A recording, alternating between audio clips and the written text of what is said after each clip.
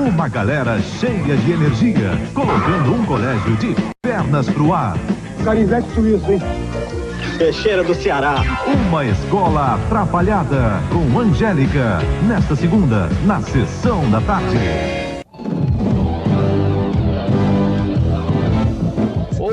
Olá, frequentadores do Debateco, o podcast do canal, /blog, /site, /chapa de oposição ao Grêmio Estudantil de Banda Larga. Aqui quem fala é seu host de sempre, Felipe Braga, e já faz tempo que não celebramos o mês de dezembro. Por isso, neste ano, incentivados bastante pelo hiperfoco de alguns de nossos diretores, resolvemos fazer isso reprovando de ano uma antológica obra da Renato Aragão Produções Cinematográficas. Vamos dar início à reunião de pais e mestres de uma escola atrapalhada que terá uma participação muito especial. Mas antes de falar dela, atenção à chamada classe. Seu Arte Oliveira. Presente!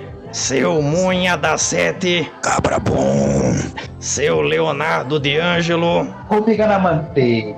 Seu Leonardo Palhares. Presunto. Seu Rafael Gonçalves. Presente, querido professor. Seu Tiago Chofé. Pá, ligadão nas quebradas, chefia. Chegou atrasado na aula. Todo mundo com presença marcada na lista, então vamos anunciar o nosso convidado, o professor visitante, vindo direto do intercâmbio do podcast Doidinhos de Bairro, com passagens pelo Decrépito, Satirismo, e que sempre esteve no coração da gente como o inesquecível professor Aquaplay do UDR. O modelo, ator, cantor, compositor, ícone da contracultura brasileira, Rafael Mordente. Seja bem-vindo, Rafael. Eu não sou um marginal, isso é um grande erro. Sou apenas um artista como todo brasileiro. É um menestrel. Palmas. É um trovador. Palmas. Então é isso aí, vamos... Juntamos essa galera para fazer a reunião de pais e mestres desta comédia juvenil, antológica, uma cápsula do tempo de sua época, que é Uma Escola Atrapalhada. Mas antes de falar do filme, eu gostaria só de fazer 2 comentários a respeito do tema do nosso programa anterior, que foi sobre o mês de agosto liberato, falando do Dominó Companheiro que a gente analisou. Até convido o nosso querido Rafael Gonçalves para participar dos disclaimers. Primeiro é uma menção honrosa de que há outros especiais do Dominó no YouTube. Um é o da Manchete, que é bem curtinho, tem 13 minutos, e o outro é da Bandeirantes, que tem quase uma duração equivalente, de mais de 40 minutos. Tem mais algum aí, ô Rafa? Tem, na verdade, um clipe da música Companheiro que passou no Fantástico, que aí já é o padrão Globo, mas não deixa de ser uma coisa bastante tosca, né? É curtinho também, é só um clipe da música, mas vale muito a pena. Companheiro no Fantástico. E aí o último disclaimer a respeito não é uma menção honrosa, mas uma menção horrorosa. Na mesma semana que a gente publicou o nosso podcast, o Mais SBT tirou o especial da grade. Duramente sabotados pelo Mais SBT, né? As pessoas vieram perguntar: eu tenho que assistir o especial para entender melhor o episódio? Eu falei, olha, a gente descreve bem tudo que acontece, não tem muito, mas sempre é bom ver. As pessoas foram ver e cadê o episódio? Eles tiraram, na cara dura. Pois é, Virou Lost Media.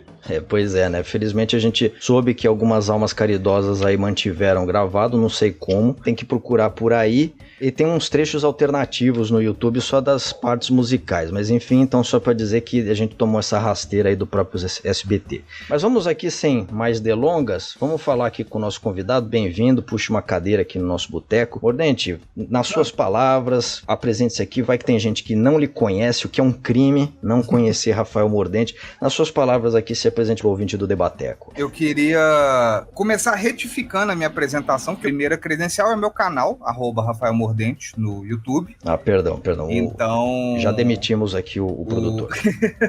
O Doidinho de Bairro, inclusive, acabou, mas muito obrigado a todo mundo que assistiu e tal, foi muito divertido. E é isso, no momento estou no YouTube, @Rafael Mordente, @Rafael Mordente no Instagram e no Blue Sky também. Sou streamer, youtuber, músico, sei lá, sou uma pessoa, me deixa.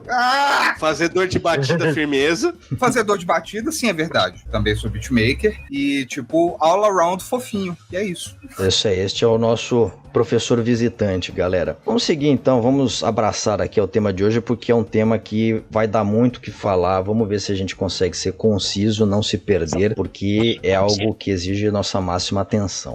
Uma Escola Atrapalhada foi lançado em 1990, último filme contando com o nosso querido Mauro Fácil Gonçalves Zacarias. Ele estreou em junho de 1990. Os Trapalhões fizeram merchan lá no programa deles, chamaram até uma parte do elenco, tudo, e ficou uma dedicatória, inclusive no início, para a memória do Zacarias, que por essa participação dele, a derradeira. Para quem assistiu, pelo menos viu partes, é extremamente absurdo. Muito desleixo na produção, nomes que depois entraram para a história do pop brasileiro, que marcaram para sempre o pop brasileiro. Por aí vai, mil coisas a falar. Então vamos entrar no assunto. Primeiramente, uma coisa que é bem interessante de falar a respeito desse filme é sobre os formatos em que ele está disponível na internet. Tem a versão do YouTube que... Como é que tá a qualidade, galera? Vamos aqui, nosso convidado fala primeiro. O Mordente, você presta atenção nessas coisas, assim, se o frame rate, a nitidez, essas tranqueiras? Cara, assim, entendo e eu sinto essas diferenças, obviamente, mas eu também adapto para contexto, né? Então, assim,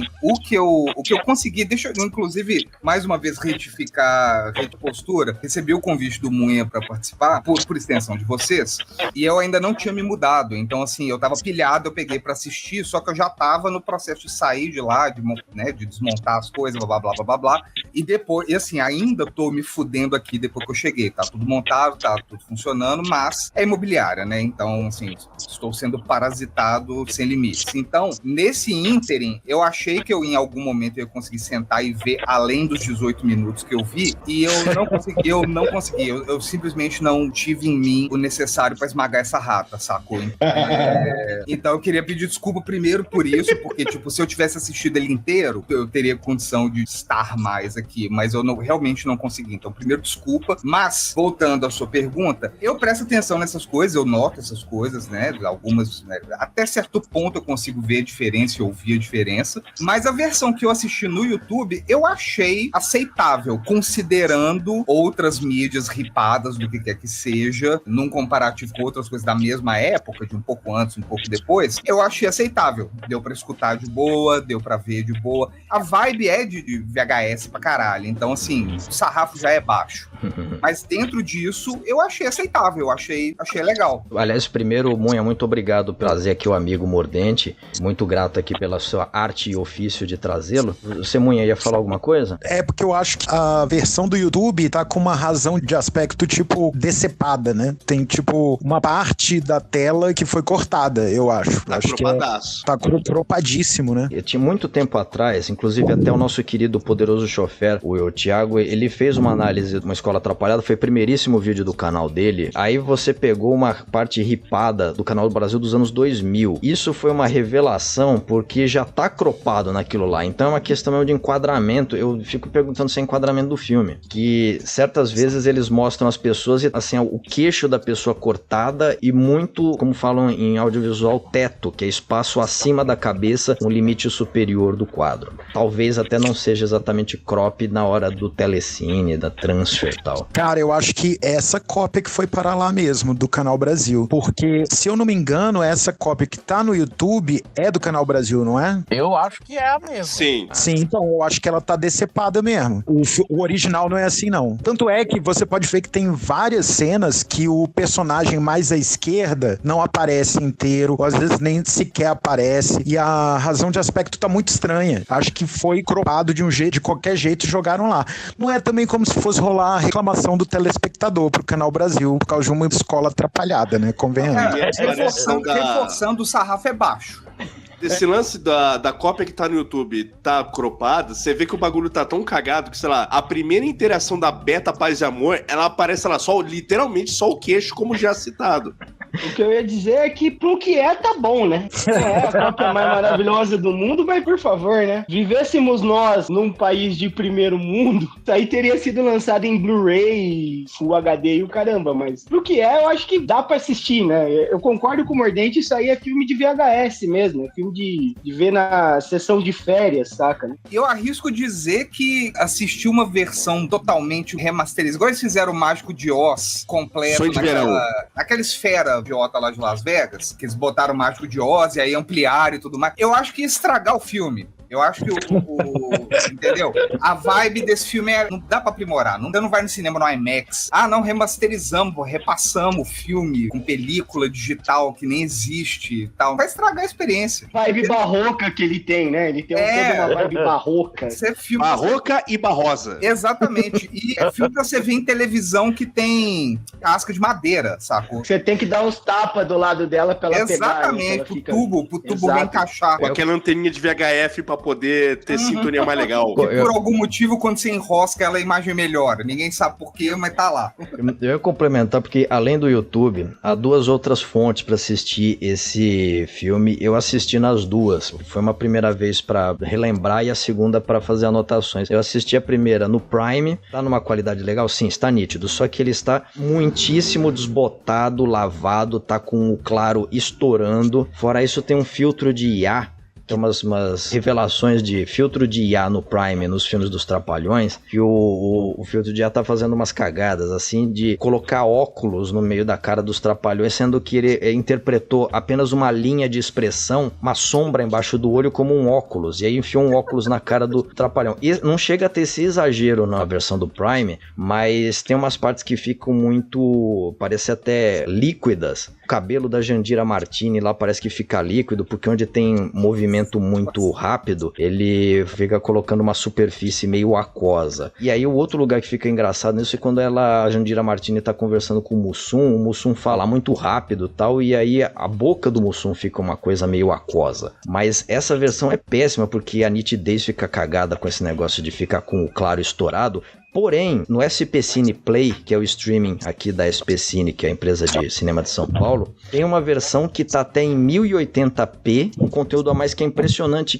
Qual é esse conteúdo, Arte? Esse conteúdo é o seguinte, isso até é uma coisa que eu tava discutindo com o Felipe, que era, talvez a cópia que tá no SP Cine foi ou a cópia que foi pro cinema, porque ela tem os comerciais do Nescau, Guaraná Antártica e o institucional do governo com o logo do governo Collor. Se não é a cópia de cinema, é a cópia que foi gerar o VHS do Uma Escola Atrapalhada depois, porque se você analisar bem, tem marca de lombada de fita, saca? Mas peraí, mas ela tá cropada essa aí também? Não, né? É isso que eu ia falar. A versão do Prime tá cropada, já essa do SP Cine tá menos. Aí quando o Arte falou da Berta Paz e Amor, tem uma cena, acho que uma das primeiras falas dela, ela tá cropada completamente no Prime, e deve estar no do Canal Brasil, e nessa do SP Cine, ela tá parcialmente cropada. Grande SP Cine.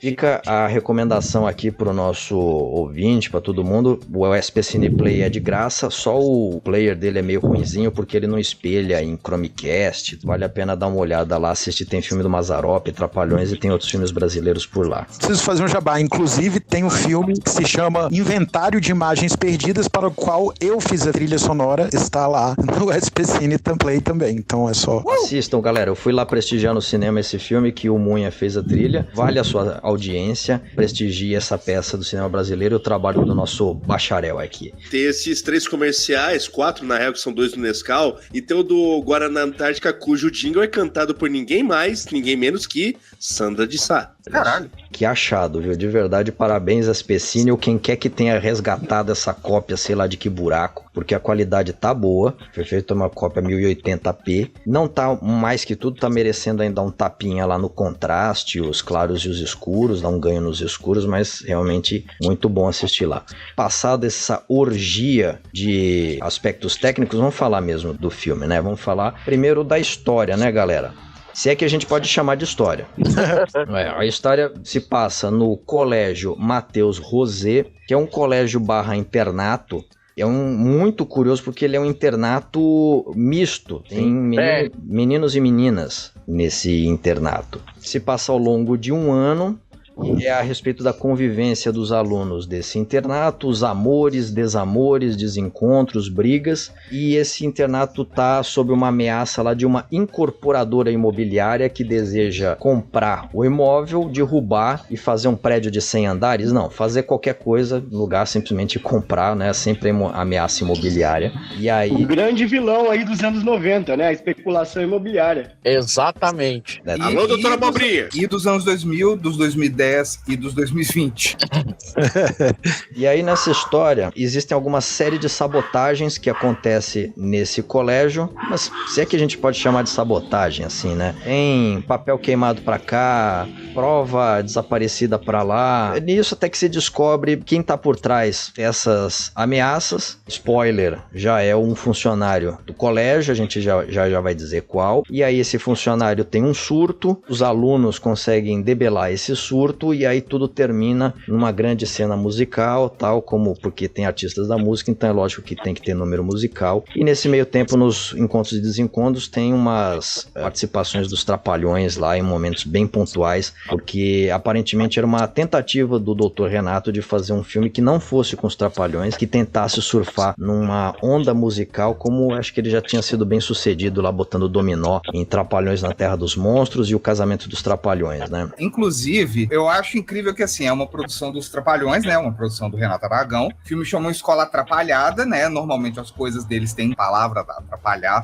no meio. Eles são apresentados no filme como participação especial. Daí, quando começa o elenco, os primeiros nomes onde normalmente estão os protagonistas são os Trapalhões. E isso só mostra, é um testamento ao tamanho dos Trapalhões, que eles tinham que fazer participação especial nos filmes intitulados a propor do nome deles e serem os primeiros nomes a aparecer onde seriam os protagonistas. É basicamente se o Metallica abrisse pro Metallica, depois do Megadeth, abrir pro Metallica num show do Megadeth. Então... Tocando Kinemol como outros fosse outra banda. Exato, tipo assim, os Trapalhões eram muito grandes, então é um testamento ao tamanho dos Trapalhões um dia tiveram. O pior é que, tipo, mesmo eles sendo grandes, mesmo aparecendo no topo da cartela de créditos na abertura, eles escrevem o nome do Zacarias errado. Escrevem Zacaria no singular. No singular. Talvez isso seja uma egotrip do Dr. Renato, porque é a forma que ele pronunciava, né? Na verdade, Moinha, tem uma explicação. Ele consultou um numerologista que recomendou que ele tirasse o S, realmente. Então, de uma determinada parte da vida, o Zacarias passou a se chamar Zacaria apenas. Não, tá de sacanagem. Sério? Verdade.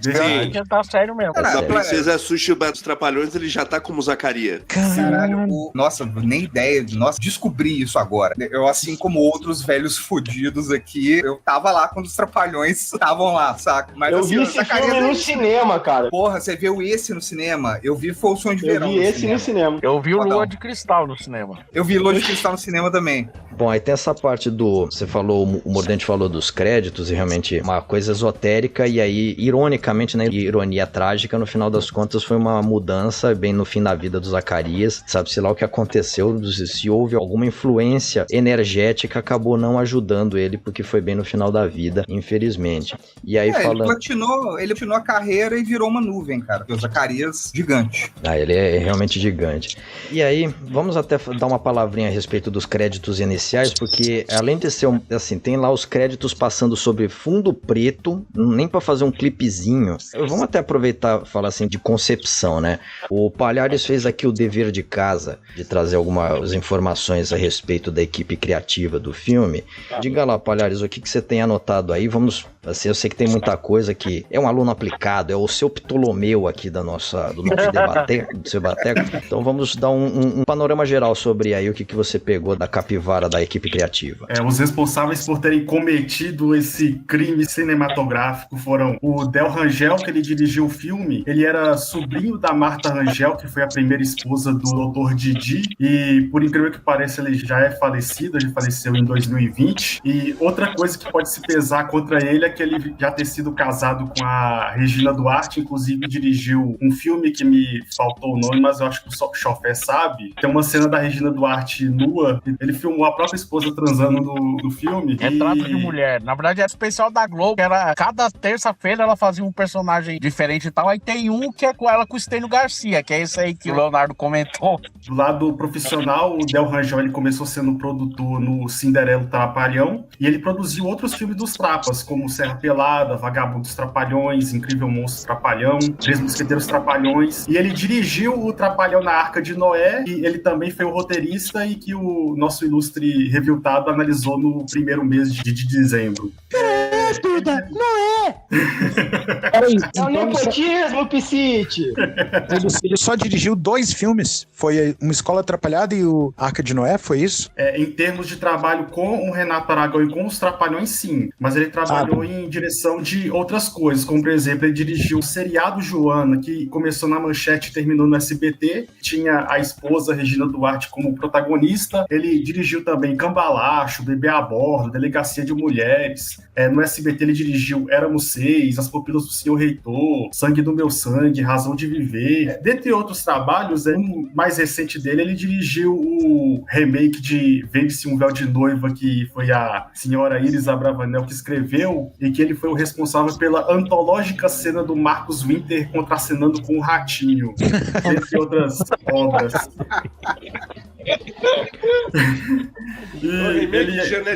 Isso. E ele dirigiu também recentemente um filme pra TV de um livro mequetrefe da filha do Edir Macedo e do esposo dela, O Casamento Blindado. E antes de morrer ele estava trabalhando como diretor da TV Cultura. Outro responsável pelo crime de Uma Escola Atrapalhada foi o roteirista Luiz Carlos Góes. Ele faleceu em 2014 e um dos primeiros trabalhos dele foi Rock Estrela, em 1986, que era parte de um projeto do Lael Rodrigues de fazer filmes dos anos 80 sobre rock. Também teve Bete Balance em 84 e Rádio Pirata em 87. Ele também roteirizou Lua de Cristal, próprio Uma Escola Atrapalhada, e ele escreveu alguns episódios de Jubilula. Ele escreveu também outro crime que foi Superstar, acabou sendo especial, mas a ideia era ser um programa que a Xuxa virava um humorista. Aí tinha o envolvimento do Chico Anísio, do Jorge Fernando, mas acabou que o programa não foi para frente. Mas o que eu queria destacar do Luiz Carlos Góes é que ele escreveu um especial chamado Grupo Escolacho em 88 na Globo, que foi liderado pelo Chico Anísio, teve o Miguel Falabella, e era justamente um especial sobre um colégio autoritário, com alunos completamente malucos. Uma das primeiras cenas aparece o seu boneco da escolinha do professor Raimundo com um puta capacete com uma suástica chegando na escola. Aí tinha a Drica Moraes fazendo o papel de uma gótica com poderes telecinéticos. O Niso Neto interpretando uma toupeira completa que era sacaneada o tempo inteiro por todo mundo. Tinha a Xuxa como uma professora gostosa. Aí tinha até cena de nudez traseira masculina. Esse especial até chegou a ser cogitado para ser fixo na Globo, mas o Boni deu para trás. Foi aí que o Chico começou essa fase de ficar puto, de ficar polêmico e brigar com a TV pirata, brigar com todo mundo nos anos 90, até ele entrar na geladeira. Outra responsável como co-roteirista e diretora assistente foi a Tânia Lamarca, que ela foi diretora assistente do Vigilante Rodoviário, dos filmes Desejo Violento, Terror e Êxtase, Eu Matei Lúcio Flávio, Menino do Rio, que o Felipe já analisou, Perdidos no Vale dos Dinossauros, que foi idealizado pelo Michele Massimo Tarantini, do Rock Estrela também. Ela roteirizou também o seriado Quem Ama Não Mata da Globo e dirigiu a novela Olho por Olho também e dirigiu o filme Tainá, Uma Aventura na Amazônia, e o trabalho mais recente dela que tem no IMDb foi a novela Metamorfoses da Record. Nossa!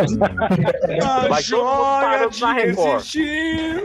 E melhor trabalho da carreira dela, com certeza. Tânia Lamarca participar do Vigilante Rodoviário é do tentativa de remake que foi feito em 1978, não do seriado lá do início dos anos 60. Esse remake aí foi uma tentativa de fazer novamente o seriado com atualidades, né, dos anos 70, mas só existiu um filme piloto que só estreou em 2010. E para finalizar o argumento do filme, é claro, do Dr. Didi e do filho dele, que é o Paulo Aragão Neto, que ele basicamente trabalhou no argumento e no roteiro de quase todos os filmes dos Trapas dos anos 80, e ele participou também do roteiro para destacar do Mundo Mágico dos Trapalhões. Caralho, mas quantos anos tinha o Paulo o Aragão aí nessa época. Sim, ele nasceu em 1960, então ele tinha 20 anos na década de 80, ele tem 20 até 30 anos. Viveu os 20 e poucos nos E 80. a Sara Silveira também estava envolvida na produção como assistente. Sim, Sara Silveira é um nome muito importante aqui, especialmente do cinema paulista.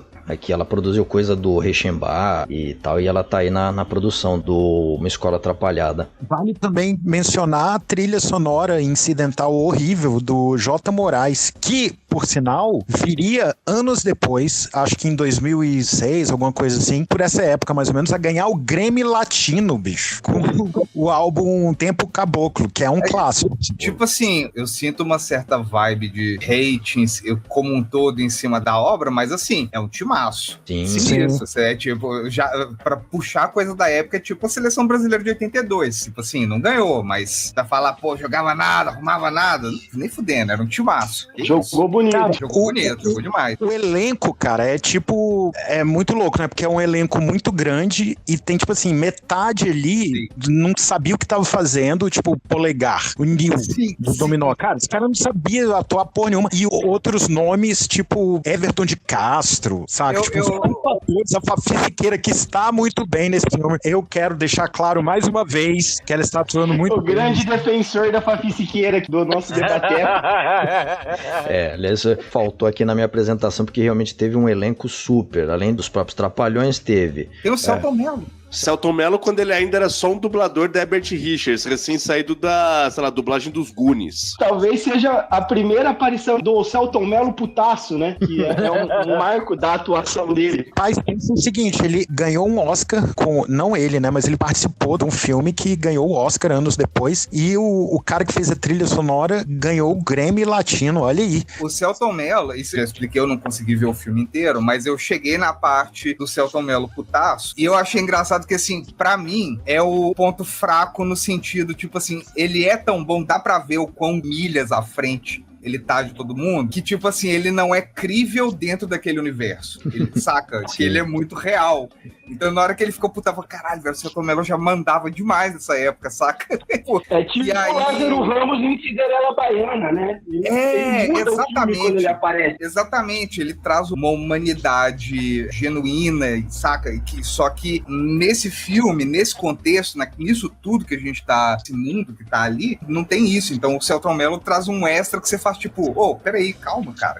Calma, saca? Tem o exemplo oposto. Também acho que tem uma boa atuação, só que ele vai pro lado contrário, que é o Everton de Castro, porque enquanto o Celton Mello tá real demais pra aquele filme, o Everton de Castro, ele tá caricato demais pra aquele...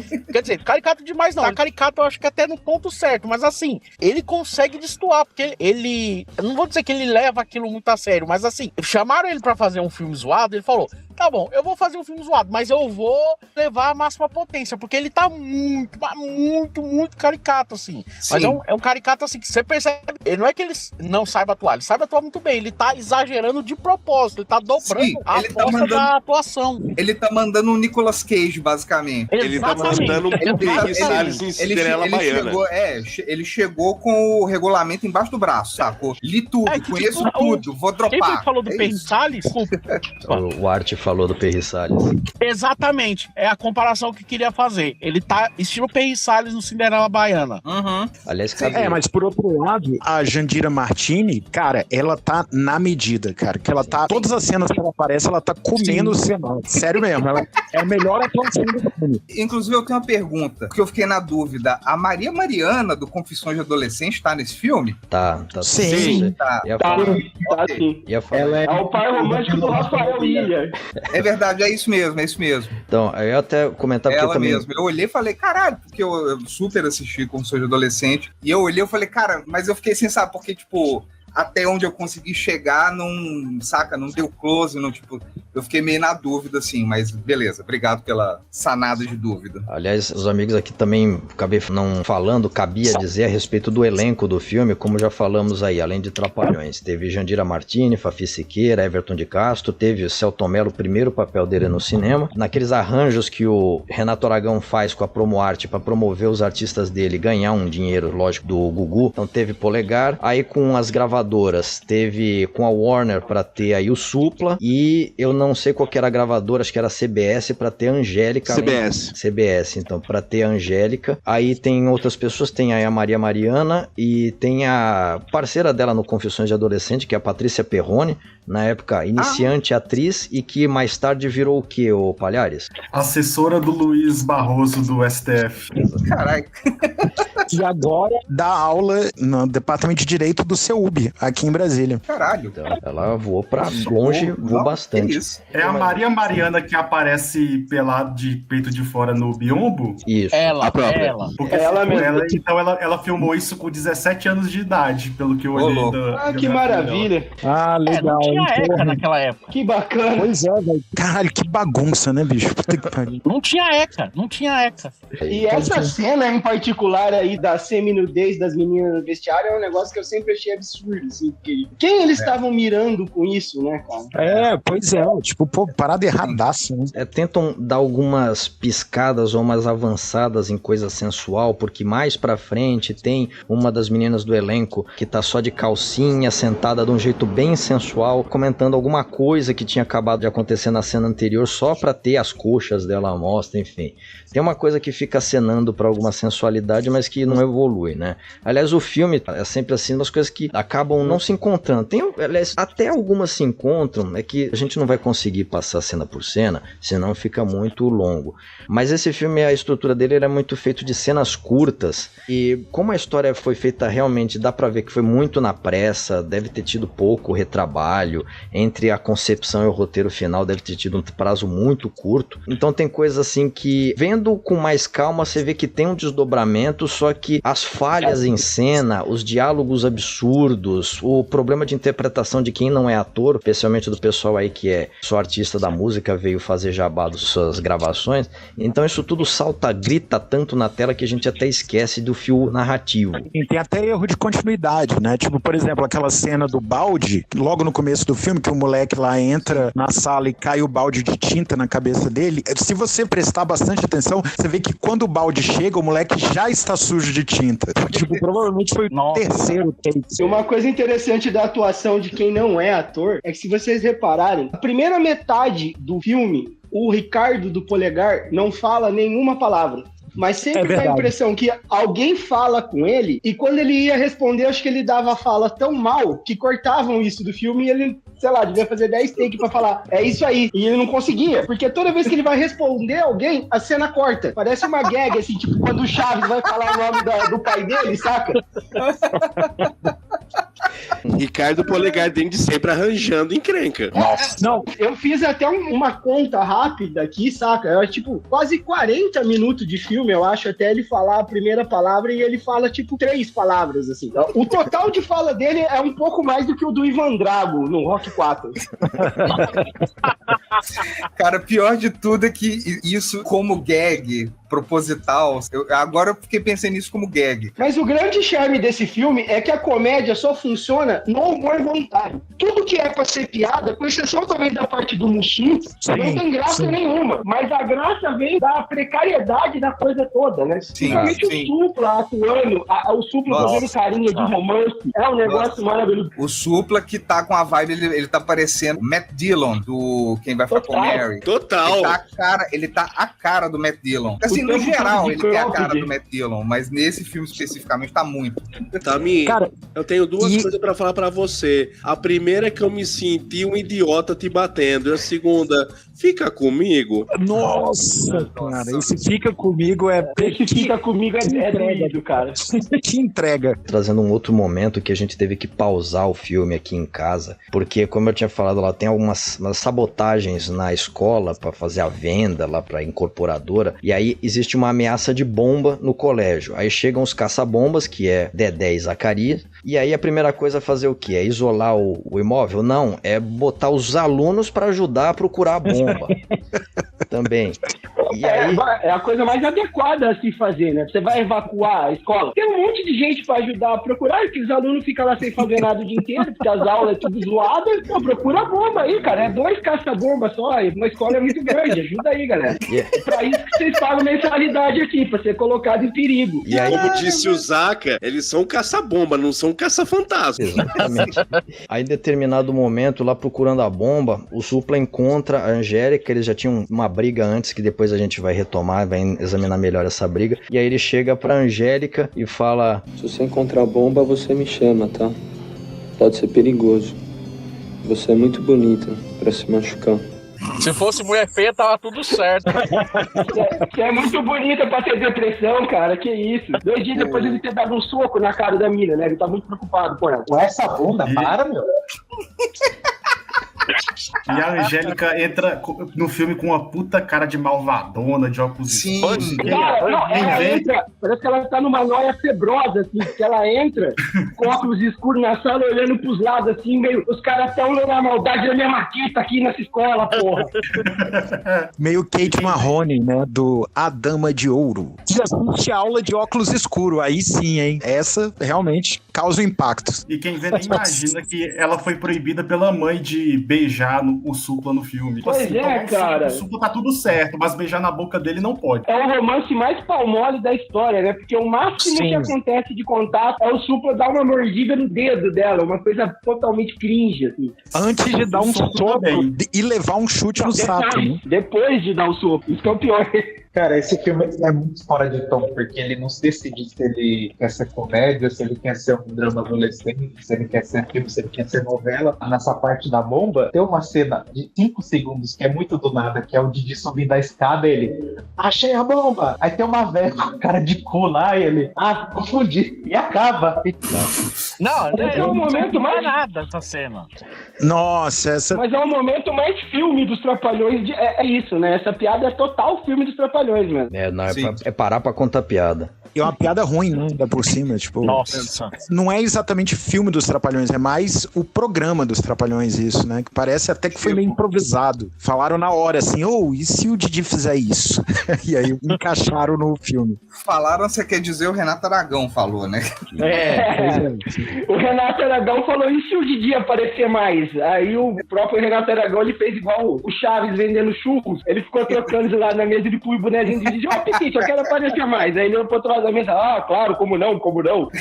Aliás, vou aproveitar e falar dos núcleos de personagens. Começar com os Trapalhões mesmo, a gente já botou algumas coisas, eles são participações especiais nesse filme, mas o Dr. Renato aparece mais. Renato Aragão, ele é o zelador Didi.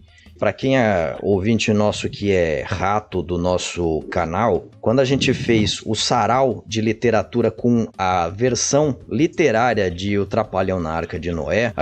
Isso aí. A gente chegou até a comentar que Uma Escola Atrapalhada tem uma cena inteira para as pessoas ficarem falando bem do Didi antes dele entrar, dele dizer a primeira fala. Que aí o Everton de Castro lá faz o inspetor mal-humorado, fascistão, e aí ele coloca em dúvida a honestidade do Didi, e aí a Jandira, o senhor meça suas palavras para falar do Didi.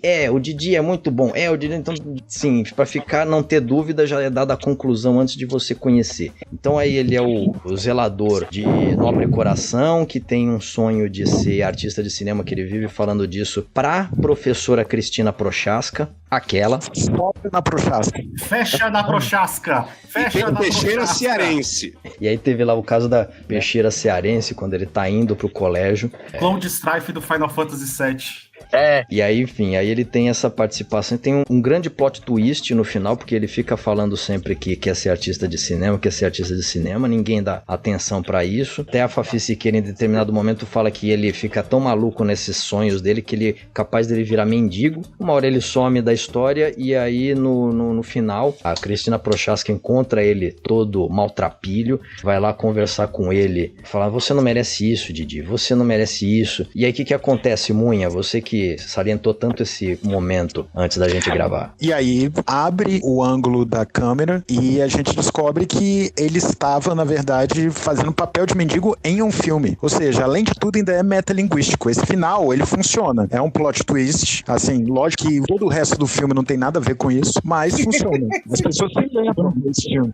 E ó, um detalhe sobre o Didi nesse filme, eu acho que é o único filme em que o Didi tem sobrenome, Didi Brasil. Ele sim tem um momento lá que um dia verão o nome dele nos outdoors, etc, Didi Brasil. E aí está. Uma coisa aí que o Munho observou e que vale registrar é que é o único plot twist da história que não tem plot, só tem o twist. Teria o Didi se chamado Didi Brasil por causa da Fernanda Brasil? Ele pegou um trauma da menina ter processado ele? Nossa. Porra, é possível, hein? Mensagem subliminar. O Didi é uma entidade sobrenatural do filme. Toda vez que fala no Didi do filme, principalmente a festa na Prochasca, parece que ao invés de ela falar em nome do Pai, do Filho e do Espírito Santo, amém, ela fala em nome do doutor, do Jabá, do Renato Aragão, Mocó. De tanta vez que eles, antes de falar o nome do Didi, do tanto que ele é uma entidade, assim, sobrenatural, do bem no filme, é ridículo. Uma coisa que vale destacar nessa participação dos Trapalhões é um detalhe muito pequeno, mas que eu achei interessante, é o fato do Mussum estar de bigode, porque o Mussum só usava bigode nas férias dos Trapalhões. Eu acho que é o único filme dos Trapalhões em que ele aparece com o bigode. Caralho. Então aí tinha que estar nos créditos o bigode do Mussum. Boa. Caraca, que vibe, mano. Nossa, que isso. E nesse sentido do bigode do Mussum, o Supla também não fala inglês no filme. Ah, isso foi antes, né? Não, mas ele desenha em inglês, que na cena da aula de artes, tá olhando os desenhos, aí tem a galera mais aplicada, a galera que tá meio qualquer coisa, não tá nem aí. E aí o Supla, no final da inspeção da professora, tá lá escrito I like sex. Professora Portinara. Isso aí. Professora Portinara, aí, que é uma corruptela da velha surda. E aí o desenho dele I like sex, e aí você olha e fala, Supla. Cara, aquele desenho ele mesmo deve ter feito, tá um garrancho todo horrível. Sim, aquele negócio. Eu boto fé completamente. Só perde pro desenho do retrato falado do Stallone Cobra, né? Nossa. Na versão do YouTube não dá pra ver direito o desenho, mas nas outras versões dá pra ver melhor. É tipo uma caveira de moicano com um cigarro na boca, ou é a língua dela, do charuto. Sei lá, aquilo. O Supla, que nesse filme o papel dele é alguém, tipo, tirou carteira de motorista antes de sair da 8ª série. É tipo isso. Ele é repetente da escola, né? E ele, tipo, luta boxe, faz um salto de capoeira lá na hora que ele tá comemorando a vitória dele na corrida. Ele tá atleta nesse filme. Sim, e é o valentão da escola. Quem são os pais do Supla nesse filme, cara? Que é isso? Eu acredito que, canonicamente, o Supla é filho da Marta Suplicy. É por isso que ele tem a costa quente, né? Ele agride os colegas toda semana e não acontece nada. Exatamente. Ele dá um eu acho que é canônico. Da menina. Minha teoria é essa. E se você parar pra pensar, a Angélica, ela chega tomando um bullying brabo na escola. Não, as meninas ficam... Chama ela de micróbio. Quem é que chama outra pessoa de micróbio? O que é isso? Tem uma hora que elas estão falando, ele é todo revoltado e ela é pobre, tá? Não, mas é pobre, é tudo revoltado mesmo, tá? E é justamente a hippie que fala isso. Essa prometona. Sim. E uma coisa... hippie, a mina hippie. Uma coisa interessante é que, mais de uma vez, é repetida a frase, pobreza não é doença, né? Sim. É uma coisa muito neoliberal, né? Tipo, para de reclamar aí, seu pobre. Nova, tem várias vezes que eles botam pobreza como sendo um negócio bem baixo, esculhamba por ela supostamente ser pobre, suspeita-se dela ser pobre, e assim, até puxando pro caso do Didi, tá bom que você ser indigente não é uma coisa boa, mas falar assim, nossa, do jeito que ele tá, ele vai virar mendigo, acaba sendo uma coisa todo do discurso do filme. Numa briga entre o Supla e o Quebra-Osso, quem vencia? O Quebra-Ossos, o Mordente. Quebra-ossos? Cara, eu acho que dá Supla, cara. Eu acho que dá Supla. O Supla sabe lutar de verdade. Você vê aquela hora que ele tá fazendo o saco lá, quando ele tá levando esporro do professor de educação física, ele realmente treinava boxe. Aquilo ali, tem aluno meu de 2 anos de boxe que não bate tão bem no saco. Pô, o que eu fui falar agora também? Ele treina porque o pai dele treinava, né? O Eduardo Suplicy chegou a lutar boxe amador e tal. Caraca, Sim. Pois é, ele chegou a lutar. Vem disso. O Eduardo já lutava e o Supla treina sério, realmente. Ele é bom de boxe. Eu duvido que ele domine chutambô, né? Chutambô ele não deve saber lutar, mas boxe... Aí a conversa muda dramaticamente. O Supla quase se tornou profissional. Ele ficou no semi-profissional, ele lutou campeonato, etc. Ele realmente lutou. O Suplicy também. Se eu não me engano, o Suplicy tem 1 ou 2 lutas profissionais. E os dois treinavam capoeira. Não à toa aquele salto lá do Supla na comemoração. Sim, ele faz certinho. Tipo, eu fiz capoeira. Aquilo é o que? É um macaco, né? É um macaco. Certinho. O Supla fez papel de boxeador também na Globo. Sex Appeal, aquela minissérie. Tinha ele de boxeador também. Teve uma ponta. Pode crer, Sex Appeal, sim. Foi a primeira novela, enfim, a primeira aparição da Luana Piovani, não foi? Sex Appeal? É isso mesmo. Que ela fazia o papel de Angel. O que mostra que ele só sabe fazer papel de Supla mesmo, né? Sim. E quebra um galho como o Ivan Drago, às vezes. Muito Ivan Drago magrinho.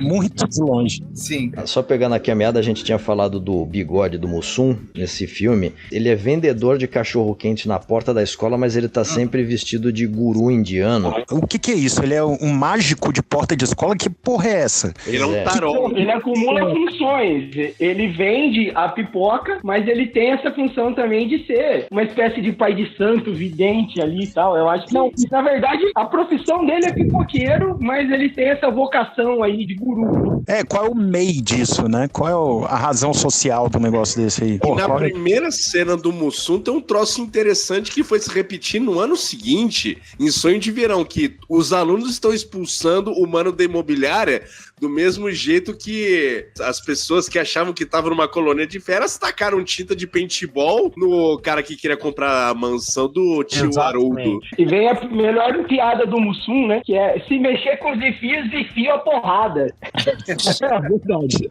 E faz aquele karatê dele lá, meio Rudray Moore lá. Bem engraçado o Mussum, com esse negócio toda indumentária indiana, esotérica e tal, e falando feito pai de santo. Foi muito engraçado. E os outros 2 trapalhões, do Dedé e o Zacarias, como a gente tinha falado, eles são do esquadrão antibomba, né? Esquadrão apenas 2, chegam numa Kombi lá. E aí fazem uma piada bem infantil, a entrada deles. Piada que funciona mais em televisão, né? Trombando. Eles acabam levando uma pegadinha do Leonardo Brício. Aliás, o Leonardo Brício diretamente, parece que o personagem dele veio direto do Carrossel. O cara todo, sabe, num shape, com abdômen trincado e fazendo pegadinha idiota, parecendo o Paulo lá do Carrossel. Ele tem uma vibe meio do Godinhos, né? Com aquele bonezinho dele e tal. Isso, suspensório. As piadas dele, né? É sempre isso. Ele meio que só aparece pra encher o saco dos outros. E essa cena da bomba tá lá pra aparecer, né? O Zacarias e o Dedé, mas ela não tem muito propósito, né? Porque no fim das contas não fica claro se era tudo uma pegadinha do Leonardo Brício bobão lá com aquele negócio do gato, ou se foi uma coisa do sabotador mesmo, né? Fica uma coisa meio estranha. Enquanto tá todo mundo procurando a bomba, pelas costas do Dedé e do Zacarias, ele amarra uns traques nos dois, e aí quando eles se assustam com um pacote que dentro tem um gato que o Leonardo Brício joga, aí o Leonardo Brício acende, começa a estourar os traques, aí eles vão correndo, falam pra diretora, não tem bomba nenhuma, mas a gente vai averiguar quem que foi, deu a notícia falsa. Aí eles saem correndo com o Dedé e o Mussum, entram na Kombi, dobram a esquina e aí explode a Kombi, e aí eles por hora são retirados do filme, mas depois o Didi acaba voltando, como a gente falou, ele aparece no final do filme. Fica escancarado aí a motivação para eles estarem no filme, né? Fica evidente pelo próprio roteiro que eles estão ali fazendo uma ponta pra chamar a audiência. É tipo os carinhas aparecendo no filme do Deadpool. Tipo participação descartável, que eles até comentam, né? Igual o Brad Pitt no Deadpool 2. E o Leonardo Brício tá com uma skin do Sérgio Malandro, né? O cabelão, o boné. Por isso que ele tá fazendo pegadinha. Olha bem. É verdade, faz sentido. Não, se bem que o Sérgio Malandro não fazia. Fazia, né? Nessa época já fazia uma pegadinha ou outra, ou não? Já, ele era Acho que pegadinha ainda não. Pegadinha não, mas ele já era tido como, assim, um trickster. O programa de TV do Sérgio Malandro chamava literalmente Hora do Capeta. Então, assim... Ele tinha um lance no Show de Calor de sacanear o Silvio Santos, né? Sim, ele tinha uma troca ele atrapalhava o programa sacaneando o ovo. O povo quer saber! Inclusive, esse personagem do Vinagre seria muito bem interpretado pelo próprio Sérgio Malandro, só que ele já tinha 40 anos nessa época, sei lá quantos anos ele tinha. O que não seria exatamente 35. impeditivo. Verdade. Tem razão. O próprio Supla já devia ter uns 20 e tantos anos aí, né? Fazendo Sim, papel de já garoto. Já tinha 24 nessa época. 24. É o repetente, realmente. Repetiu uns 5 anos na escola e foi ficando. Sim, não, tirou carteira no colégio ainda. Não, ele, como é um internato, né? Então o Supla já praticamente pode fazer uso capião do quarto dele. Sim, total. Os pais não queriam ele em casa, deixavam ele morando lá. Era mais barato pagar a escola pra ele ficar longe de casa do que aguentar ele, sabe? Passa bons caps pra eles, né, gente? Não se põe um preço na paz, né? Mas o bom é que o Malandro deve ter visto a homenagem do Leonardo Brício e aproveitou para fazer a pegadinha explosiva do ônibus. Nossa. É verdade. Ali. Vamos seguir aqui pro outro. A gente até deu umas pinçadas a respeito dos personagens que fazem o núcleo dos funcionários. Aí tem a Jandira Martini, que faz a Dona Alma, a diretora. E ela é uma diretora, nossa, hiper condescendente mesmo, liberal. Ela não tá nem aí com nada, comportamento dos alunos. Passar pano pra todo mundo. Ela passa mais pano do que os faxineiros desse filme. Tem a Fafi Siqueira, que, como o Munha aqui colocou, tem um desempenho notável. Tem uma história de vida intimamente ligada ao colégio, porque ela foi abandonada na porta do colégio aos 20 anos. E qual é a profissão dela ali? Qual é a função dela? Ela é tipo uma zeladora, é isso? Nunca fica claro, né? Ela é meio que uma faz tudo. Ela é assistente da diretora, mas ao mesmo tempo parece que ela é meio que a inspetora da parte das meninas, do dormitório das meninas ali. Não faz tudo mesmo lá. E aí ela tem esse grande grilo porque ela é sozinha, ela é solitária e ela faz vários desabafos para os alunos por causa disso, mas chega a ganhar, por causa disso, uma festa de aniversário com muito Guaraná Antártica, Guaraná KS. Na qual ela se veste de Roberto Carlos, não sei até hoje por qual motivo que ela parece vestida de Roberto Carlos. Sim, de Roberto Carlos. Ela, mais tarde, ela viria ficar célebre por causa da imitação dela, do Roberto Carlos, né? Que era muito boa, inclusive. Eu particularmente prefiro a imitação dela do Ronald Golias. Se ela parecesse vestida de Golias, em algum ela momento fazendo a Dercy, mandou bem. Sim. E, aliás, antes de chegar no funcionário mais notável, tô ficando aqui, tá faltando água. Tô igual Michel Temer.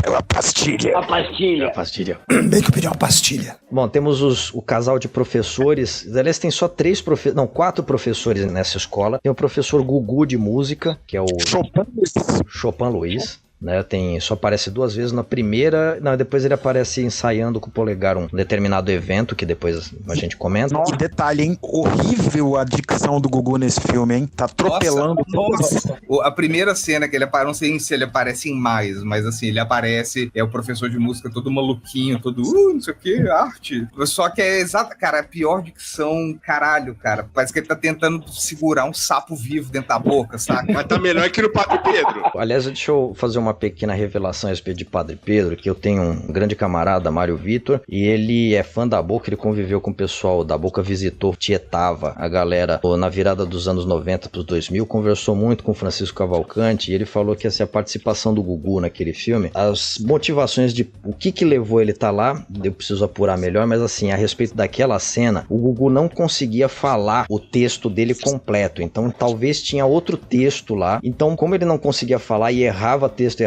e desperdiçava negativo por causa disso, é muito provável que aí eles enxugaram ao máximo e ficou daquele jeito lá. Com 3 falas do Pedro de Lara, ele já ficou convencido de que tinha que virar padre. Foi igual o Ricardo do Polegar, então. Aconteceu a mesma coisa. Exatamente. O virou padre, é isso? É isso daí, foi só uma falinha lá do Pedro de Lara, ele vai... Puxa, padre, o senhor me surpreendeu. Graças ao senhor, serei padre. Um dia, ainda nos encontraremos. Só bênção, padre.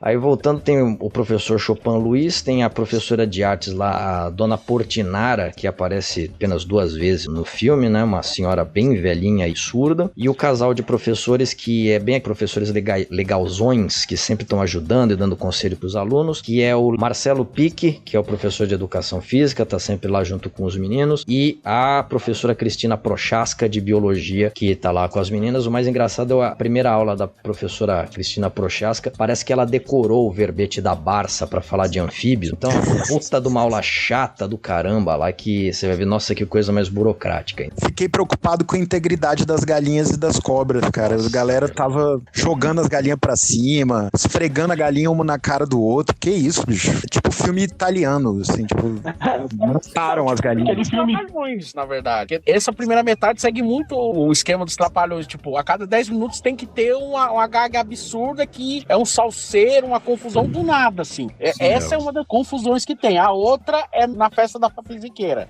que é uma confusão bem aleatória, quase que do nada, assim. Uma coisa sobre o professor de educação física. Durante boa parte da minha vida, eu jurei que aquele cara era o Renato Gaúcho, velho. Ele tá parecido mesmo. Não cheguei a ver, mas eu já consegui imaginar. Nessa cena da aula de biologia, o Supla tá com a camisa com uma estampa da Lily Monstro, da família Monstro. Eu não tinha reparado. A indumentária do Supla é uma coisa à parte, né? Ele investe no crossfit, cara. Betinha do Superman. Calças de couro. Mano, quem que vai pra escola de calça de couro? Fala pra mim. E de bota com espora. Tipo, que isso? Não, eu queria entrar nesse mérito, porque bem na primeira cena do filme, você vê aquela cena onde as crianças estão cantando hino nacional, é um bando de pivete, malemar usam uma regata branca, só que aí quando vai cortar pro núcleo, de fato, dos atores principais, é uns puta do marmanjo, cada um com uma roupa diferente. O Supla tá com aquele meme lá, de que é o protagonista do anime. Gordinho que se fudeu, que levou a plaquinha do Michute e teve a cabeça raspada pelo Everton de Castro, que por sinal é uma puta cena de mau gosto, ele ainda se fudeu de novo, porque levou a lata de tinta na aula do Chopin Luiz, e o Gugu, em vez de ajudar ele, terminou de esculachar o moleque. Sim, eventualmente, tipo, que eu imaginei que eu ia acabar vendo o resto, mas eu saí pensando, nesse ritmo, até o final, esse menino vai ser esquartejado na porta da casa dele, saca? Eu acho que é por isso que ele some do filme em algum momento, ele deve ter sido morto off-screen, porque ele some. As duas cenas que ele aparece é pra se fuder. Foi morto a tiros num conflito entre facções, né? No momento ali que o Neil tava tentando negociar a soltura dos reféns, ele foi assassinado, por engano. Sim. Não, inclusive, naquela cena do acampamento, cara, aquilo dava pra editar e virar um slasher. O Celton Mello perseguindo o casal que só quer transar no meio do mato. Cara, realmente. Por falar nisso, vocês concordam comigo que a cena da corrida entre a Angélica e o Supla, a montagem dela é muito boa, é muito eficiente. A montagem é boa. Tem movimento. Sim. Tem movimento. É verdade. Em nenhum momento parece que o Supla tá correndo devagar, assim, pra deixar a Angélica vencer. Assim. Não, e assim, a Angélica, ela corre como se o tênis dela tivesse cheio de salpicão, saca? É verdade. Se você reparar, tipo assim, pisadura, etc. E o Supla atleta, tá? É, exatamente. O Supla atleta e a Angélica com 13 anos. Pô, lógico que o Supla ia ganhar, né? Mas sim, aparece, tipo, pô, o jogo de câmera, o movimento. Ficou legal.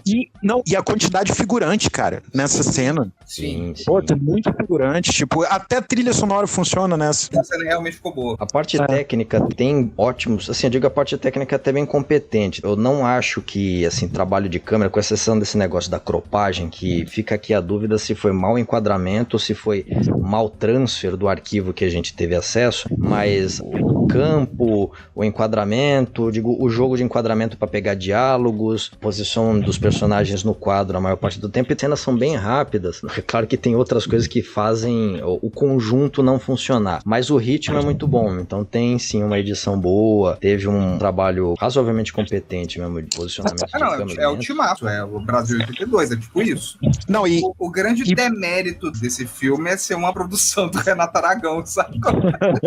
O Didi é o Paulo Rossi dessa seleção de 82 aí. Exatamente. Não, e tem uma coisa. Colaboração dos estúdios Tycoon. Esse filme, pra época, ele é muito bem iluminado. Tem que levar isso em consideração também, porque cheio de cena interna, cheio de cena à noite, e é bem iluminado mesmo esse filme. O fotógrafo é ninguém ninguém menos que Walter Carvalho, gente. Então tá explicado, realmente. Walter Carvalho... Esse que é o negócio, é porque a única galera com dinheiro suficiente pra contratar e ter ali no retainer essa galera toda era os Trapalhões. Sim. Ô Felipe, você falou do Walter Carvalho, tem até uma coisa que eu tomei um susto a hora que eu tava vendo os créditos. Quem tá de assistente um dos assistentes de câmera é o Lula Carvalho. Sim.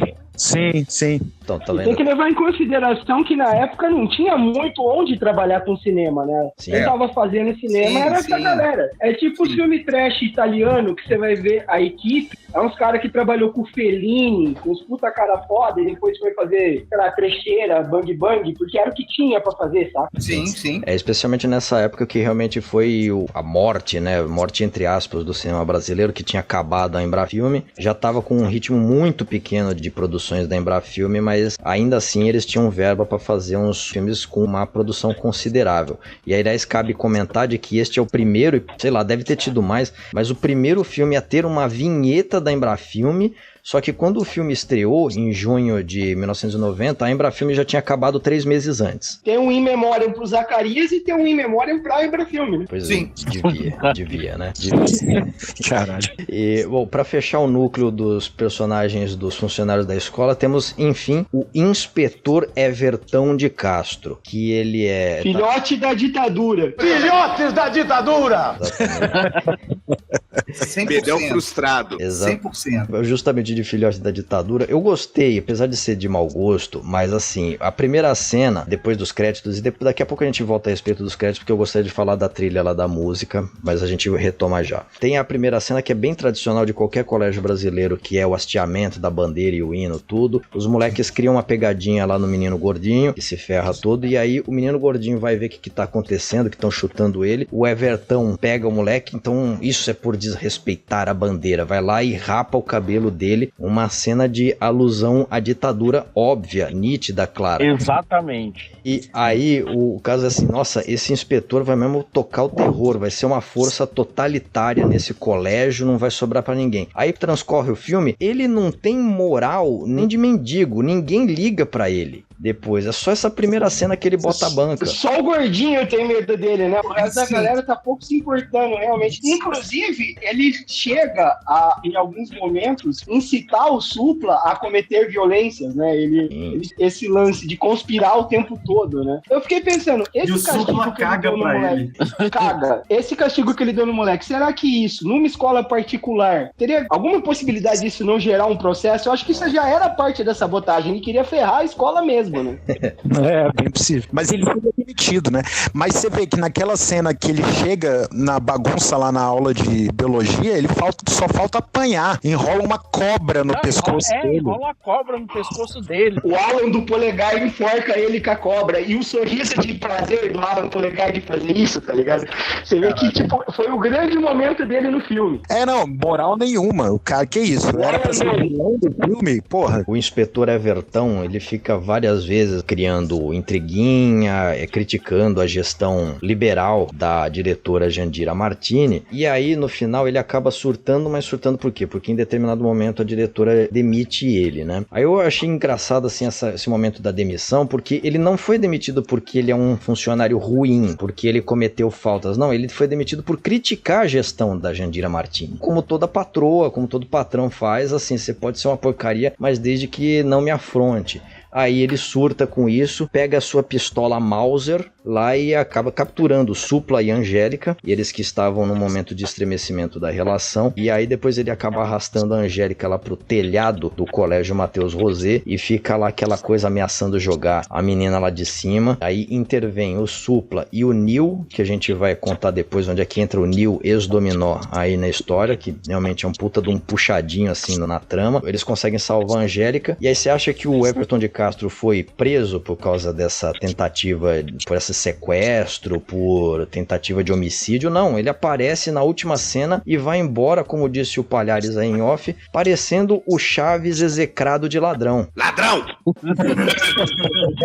pior que tem um troço engraçado, porque no meio do surto do inspetor Anselmo ele fala: Dona Alma, você nunca me amou! Você nunca olhou pra mim! Pois é, cara, o que é isso? O roteiro escrito por uma bússola no Polo Norte, né? Uma parada completamente... Nossa. Eu acredito que essa escola deve dever muito pra justiça, porque eles não chamam a polícia em hipótese nenhuma. Nem quando tem bomba, nem quando tem sequestro, eles não fazem denúncias. Alguma coisa eles devem. Bom, mas antes da gente continuar, os fãs aqui acamparam na porta do nosso boteco, exigindo a presença do Mordente lá no festival. E acho que a gente não tem negociação, né, o Mordente? Aqui, diferente do Everton de Castro, a gente não consegue te puxar pelo pescoço.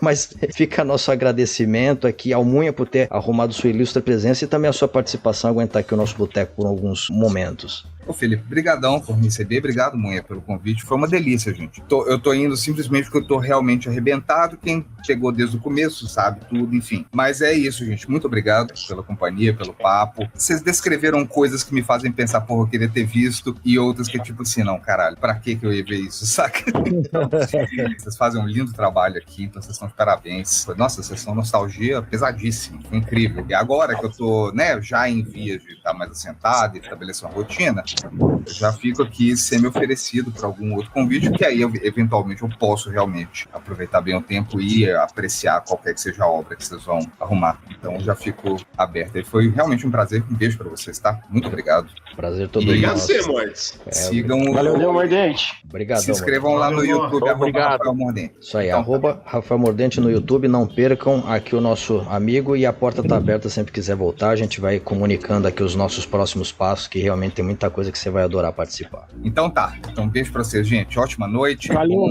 resto de papo aí, pra quem ouviu também, um beijo enorme, muito obrigado, e é isso, até a próxima, fui. Tchau, tchau. Palmas pro Rafael Mordente, palmas pro Rafael Mordente. Palmas. Aê.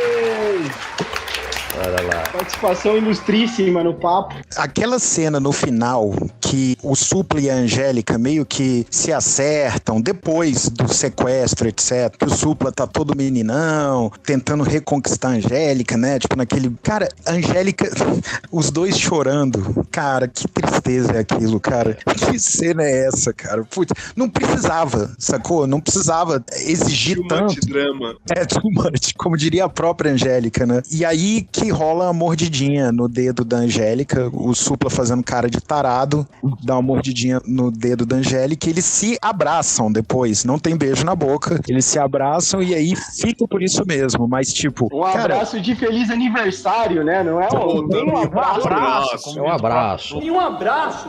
Pior que foi justamente essa cena onde eu vi a primeira vez falar do Uma Escola Atrapalhada, que eu acho que foi mais ou menos na época do Supla na Casa dos Artistas, logo que acabou o programa, ele foi parar no Domingo Legal, em algum momento fizeram um especial pro Supla, e falaram, não, porque você sabe, né, o Supla já foi ator, aí do nada, me conta, pô, Tami, quem tem dinheiro é meu pai, eu sou Modurango, aí bota ele chupando o dedo da Angélica e o caralho. Bicho, agora que você falou isso, eu não tenho certeza se eu posso estar inventando isso, mas se pá, teve algum revival dessa cena no video show.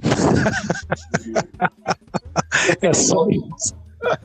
Mas eu não lembro. Então, que teve uma zoeira do tipo, sabia que o Sérgio Malandro já foi o príncipe da Xuxa? Então, o Supla foi da Angélica. Eu não sei qual versão foi essa que o Art assistiu, que eu só lembro dele chupando o dedo da Angélica. O caralho eu não lembro, não. A versão do Cine, assiste lá, galera. Aproveita e assiste o filme que eu fiz a trilha sonora, Inventário de Imagens Perdidas. Isso aí, streaming gratuito, só meio cagado lá na hora do player, mas vale a pena conhecer. Bom, a gente falou aí do Inspetor Evertão, vamos passar para os outros personagens. Aqui o núcleo dos alunos, tem o núcleo das meninas, que a gente tem a Maria Mariana, que é par romântico. Par romântico não, simplesmente tem um lance, para dizer que não acontece nada com ninguém, um lance com o Rafael Ilha. Tem a Patrícia Perrone, que foi parceira dela nesse início. Ela tinha lançado primeiro o livro, depois a peça de teatro, e aí parece que ela também foi coautora da peça de teatro, e também a Patrícia Perrone escreveu alguns roteiros pra série de televisão. Ó, e vou dizer, hein, tá atuando bem nesse filme aqui também. Como Beto, Paz e Amor, ela é uma das melhores aqui do elenco de atores mesmo, né? Infanto-juvenil, ela é um dos melhores ali, ela tá mais à vontade no personagem. E a personagem dela é, nossa, extremamente fofoqueira, fuxiqueira, de ficar esculhambando. E é meio agressiva, né? E é hippie ao mesmo tempo. Cara, que personagem mal escrito do caralho. Já adiantando alguma coisa de créditos finais, vendo lá as atribuições e funções, existe uma pessoa responsável por perfil psicológico dos personagens. Eu vi isso. E é uma mulher chamada Kate Ashkar.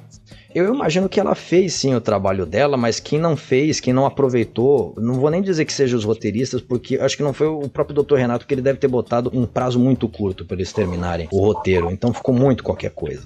Então aí ficou a Patrícia Perrone lá com um visual bastante paz e amor, e mano, que venenosinha a personagem dela, bastante. Além dela...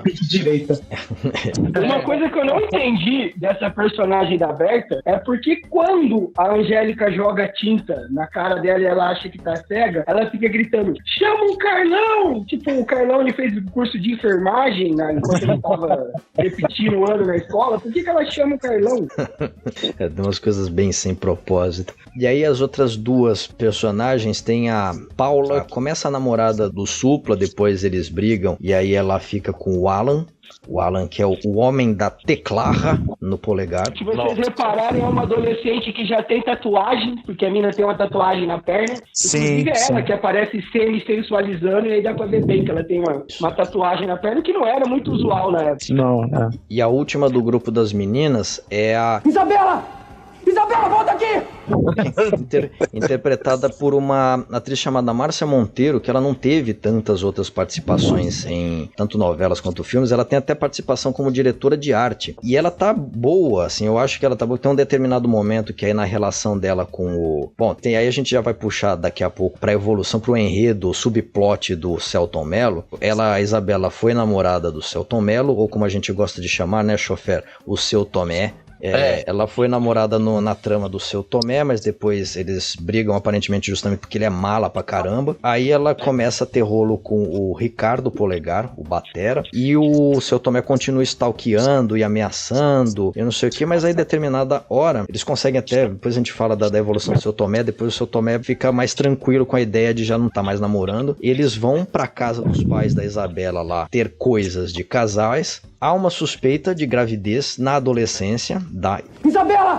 Isabela, volta aqui! E aí, o momento que a Isabela conta isso pro Ricardo, a Márcia Monteiro tá ótima, tá entregando pra caramba, e é lógico que a interpretação do Ricardo tá... Nossa, Jesus! E são justamente as primeiras palavras dele no filme. É nesse momento que ele fala pela primeira vez. Uma dúvida, é o primeiro e único filme dos Trapalhões que tem canonicamente sexo, mesmo que seja fora de cena? Nossa, acho que sim, hein? Será? Acho que sim. Chofer que é doutorando em Trapalhões. As mulheres não engravidam no casamento dos Trapalhões? É verdade. Tem lua de mel, então acho que isso fica subentendido. Né? Porque não é concepção do Espírito Imaculado. Santo. É a mulher do Didi, inclusive, que pare.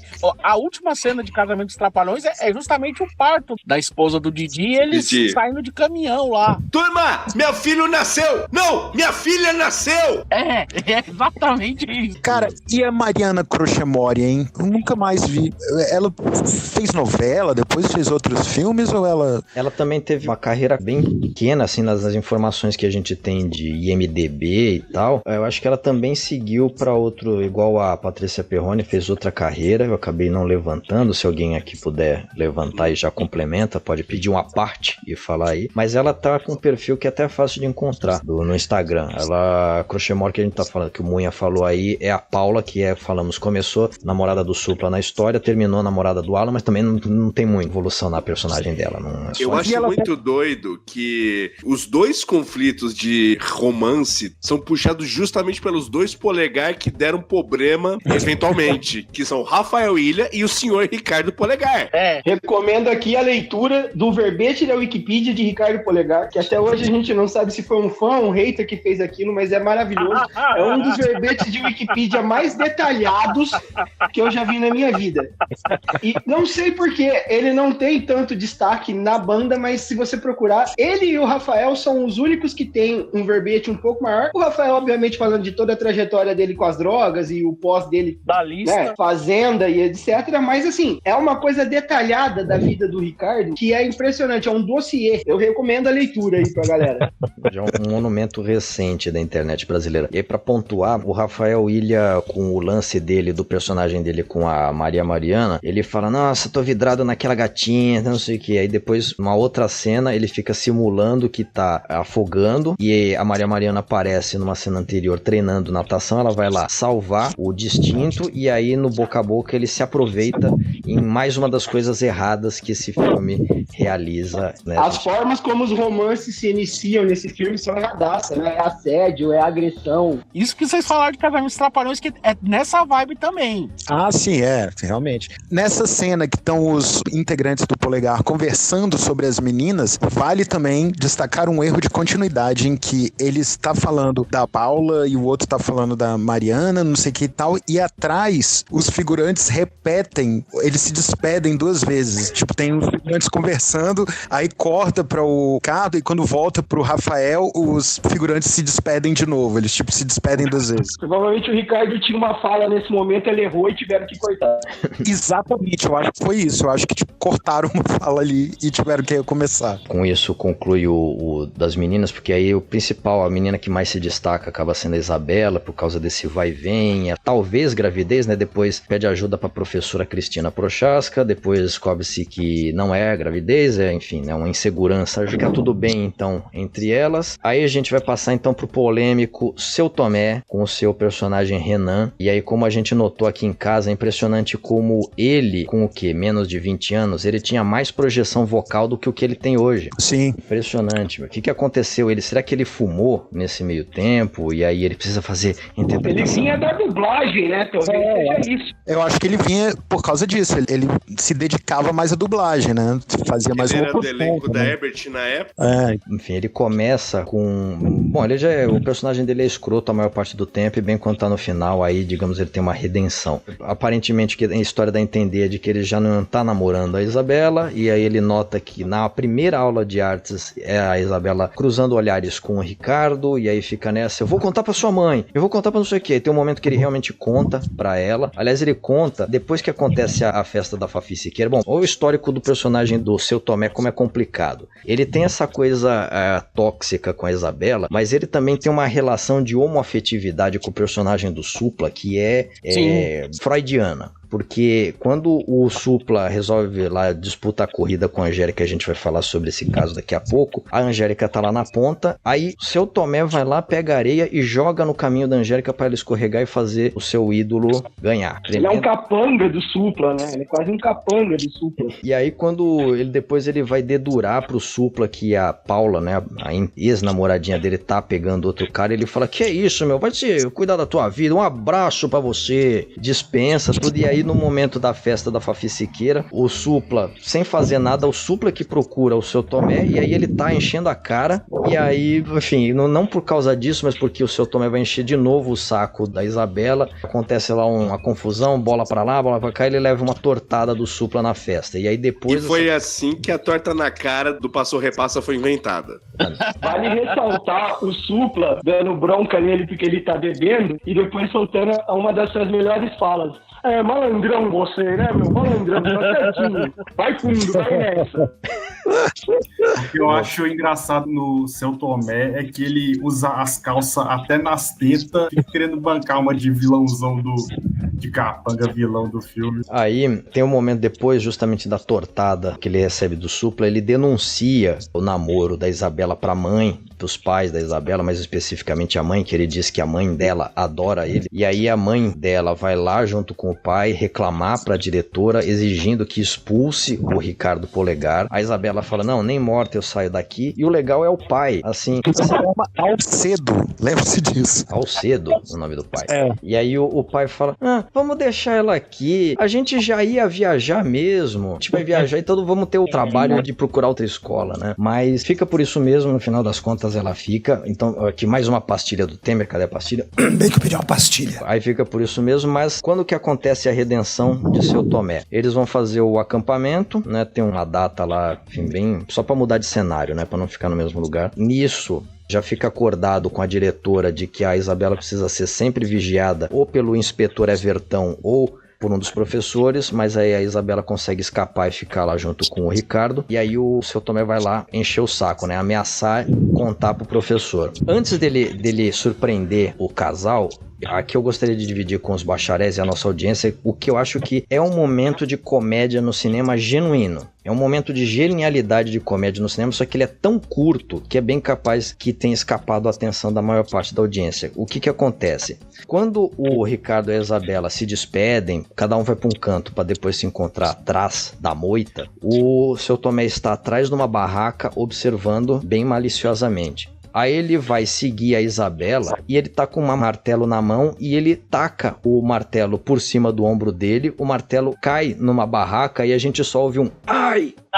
Eu tô ligado essa daí. Meu, assim, tô ligado essa hora. De verdade, isso é uma coisa tão sutil e é aquela coisa de cinema porque você usa todo o cenário para articular piada, tem quebra de expectativa, tem profundidade de campo, isso daí foi um momento muito inspirado, mas foi só esse. O resto de comédia é aquilo que a gente já comentou. E aí quando o seu Tomé vai lá, encontra os dois e fala que vai contar, e aí a Isabela fala, vai, conta, mas ninguém tem culpa de nada, nem eu, nem o Ricardo, nem você, eu deixei de gostar de você, simplesmente aconteceu. Aí ele, seu Tomé, vai lá pra frente do professor, diz que tem algo a contar, mas aí ele fala, não é nada não, esquece, é bobagem minha. E esse segmento termina, já que você falou da piada de áudio, não lembro quem agora, que pega um cutelo, dá uma machadada e você só corta pra escola ouvindo um ai! E é a diretora Alma. Ah, é verdade, sim, tem essa piadinha, essa gag de corte aí de cena.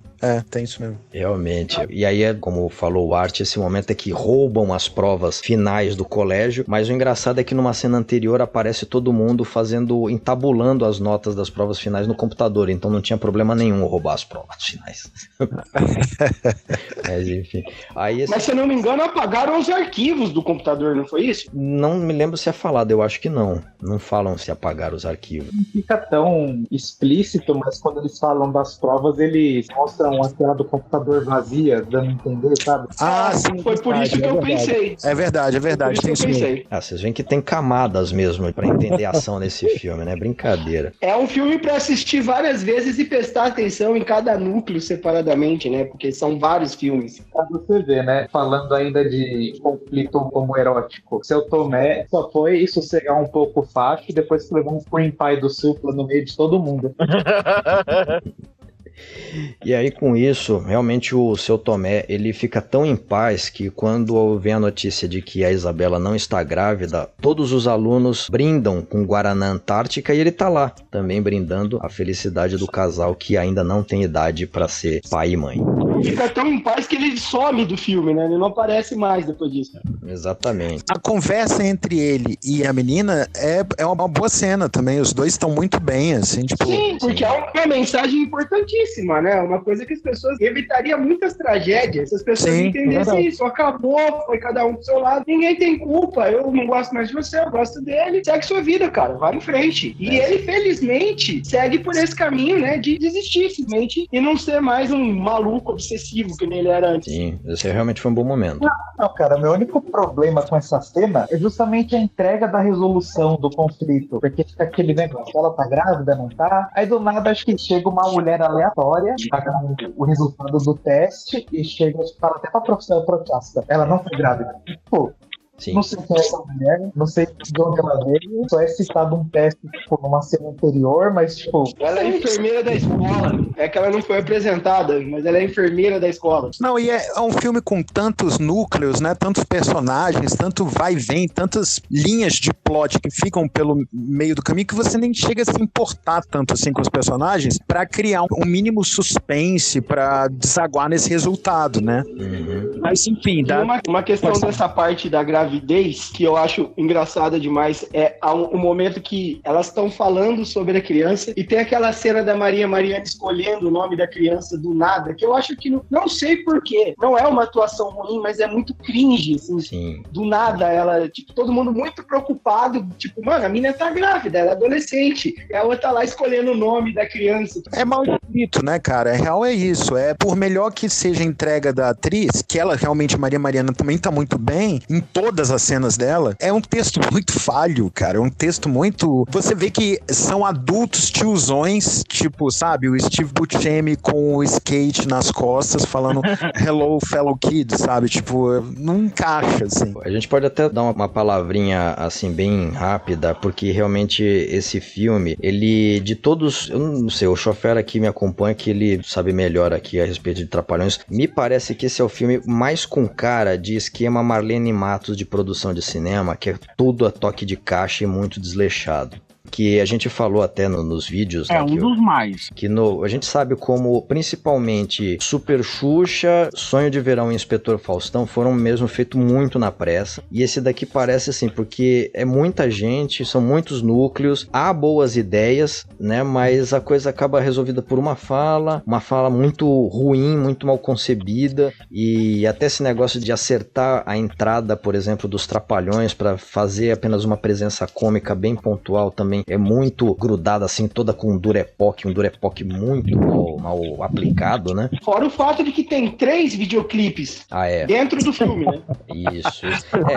Aliás, eu vou chegar nesse ponto. É só complementar. O Renato Aragão, ele, na tal da live que eu falei, que a gente leu a versão livro de O Trapalhão na Arca de Noé, comentei da tal da entrevista do Renato Aragão na Playboy de 84, que ele fala do modelo de produção, como que ele toca. Então, anos 80, com hiperinflação, ele fazia a produção do seguinte modo: ele praticamente se endividava, ele contratava os serviços dos fornecedores, tudo, e ele ia pagar com a bilheteria. E só que ele se endividava. Ele armava uma pendureta? Exatamente.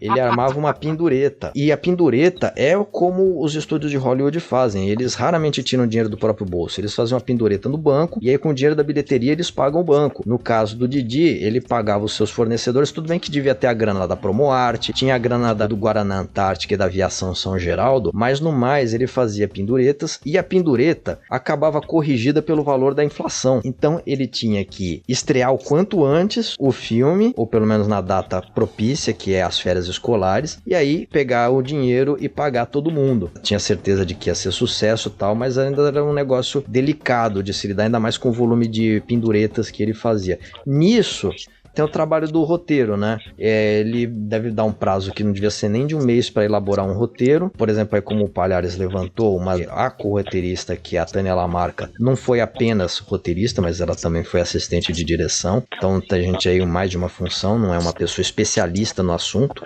fazendo aquilo, né? E aí acaba sendo essa coisa muito remendada. Falas muito bregas, né? Coisa que é logo de uma vez sem desenvolvimento, não consegue pegar uma cena, fazer uns testes, outras leituras. Foi nisso. E aí chegamos na parte do musical. Tudo bem que, assim, vamos supor, o que vocês acham? Se tivesse mais cenas musicais, bacharéis, o filme talvez fosse um pouco menos pior? Não, eu acho que não. Eu acho que, na verdade, todas as cenas musicais atrapalham. Tirando a última, né, que é inócua, a festinha lá com o Polegar tocando, os clipes são extremamente deslocados dentro da trama, eles não têm significado dentro da trama, e é mais um ponto de desvio da atenção do espectador, sabe? Já não basta um filme com 1 milhão de personagens, a maioria inútil, sabe? Tipo, com a participação forçada dos Trapalhões, com um roteiro todo remendado, todo feito, como você disse, na base da silver tape e colado com cuspe, ainda colocam clipes no meio, um clipe do Supla, outro clipe da Angélica, sabe? Tipo, ele fica menos conciso. Se tirar, eu acho que melhoraria, né? Tipo, eles tentam fazer uma ligação entre o roteiro e os clipes, mas a única parte que realmente faz sentido é o clipe do Polegar, porque é a apresentação deles que ganha o concurso de música, né? Uhum. O clipe do Supla e o clipe da Angélica são puxados por uma frase ali que tenta ser um gancho, mas aí o clipe mesmo não tem nada a ver com a história. Tipo, por que o Supla tá naquele lugar cheio de neon e cabeças de anjo, calça de couro vermelha no chão, de calça de cor vermelha. E que começa com uma transição com a bandeira do Brasil e a Angélica chorando com um olho só, como se fosse o Noronha dos Sete Gatinhos.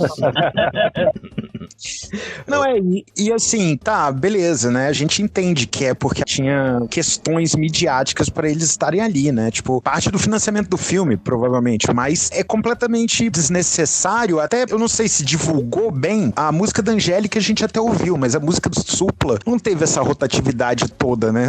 Não virou um hit. Eles deveriam ter usado a da motocicleta endiabrada, que é muito melhor.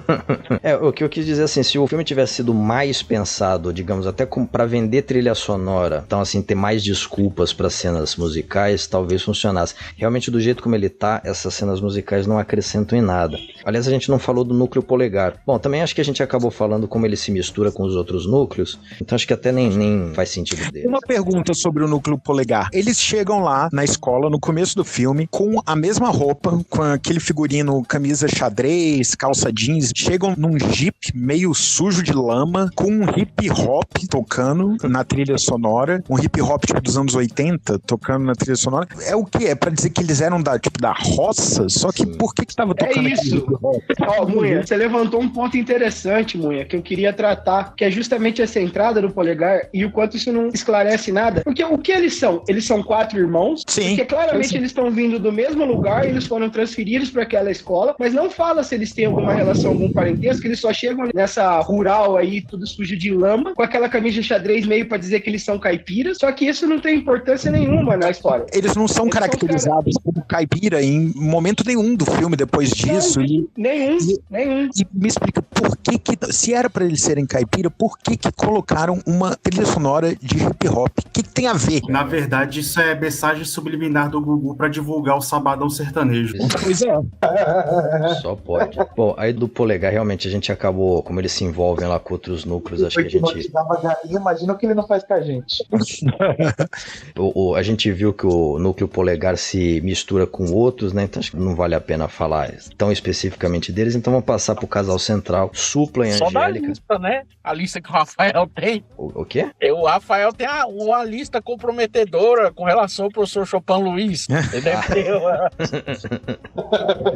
O aluno Rafael sabe demais aí desse professor, né? Na verdade, não é comprometedor pro Gugu, mas é comprometedor pra quem tá do outro lado. Vamos lá, passar pro casal central aí, o Supla e Angélica. Como a gente falou, o Supla é o valentão, ele é uma espécie de Roger Klotz, ainda mais roqueiro do Matheus Rosé, mete marra, fala não sei o quê. Quando o polegar chega, o que foi? Vai encarar? Fica na sua. Aí, enfim, ele tem um vai e não volta com a Angélica, porque numa das primeiras cenas, a Angélica chega, fica aquela coisa, quem é essa menina, de onde ela vem, realmente tem um mistério por trás dela, por isso que ficam aventando que pecado dos pecados, ela é pobre. Aí, então, na aula de artes, elas ficam enchendo o saco da Angélica, a Angélica vai lá, me empresta a tinta vermelha. E aí taca na cara da Patrícia Perrone e tem um primeiro furdunço, né? Primeiro porque, afinal de contas, é uma escola atrapalhada. Então as pessoas precisam se atrapalhar. Aí, depois desse momento, o Supla chega pra Angélica, eu quero falar com você. Você tá muito saidinha pro meu gosto. Enfim, aí fica, o que você vai fazer? Você vai me bater? Talvez, não sei o que. Aí caminho, como a gente falou, do roteiro tortuoso, não vai pra lugar nenhum. Talvez o pouco que vai, a gente não consegue se concentrar porque a interpretação dos dois, né, não entrega, ainda mais a do Supla. E aí a cena culmina na tal corrida pelos corredores do colégio que o seu Tomé vai lá e sabota. E aí depois, num outro momento, acabou me fugindo, tal, eles estão na aula de educação física, que também por algum motivo que a gente não conhece, é mista entre meninos e meninas nesse colégio. Aí o time do Supla tá só perdendo porque o Alex é grosso, não sabe jogar nada, tal, e ele pega e mete uma bolada no Alex. É o Rafael. Puta, também porque o Alex não faz nada, cara, nessa... Ele faz muito pouco. O Alex, ele tem uma namoradinha, né? Que eu acho que é ele que fica com a que era do Supla. Não, é o Alan. Não, é o Alan. É o Alex realmente... Teria quase engataria um namoro com a Angélica e o Supla ficaria meio com ciúmes também. É justamente. É verdade, ele fica de conversinha. Mas ele acaba ficando solo. Bem lembrado, é isso aí. O Alex acaba metendo ciúme no Supla porque ele conversa apenas uma única vez com a Angélica. Você vê o tanto de homem tóxico que tem nesse filme, cacete, hein? Aliás, o Inspetor Everton é outro modelo de incel, hein? Vale destacar.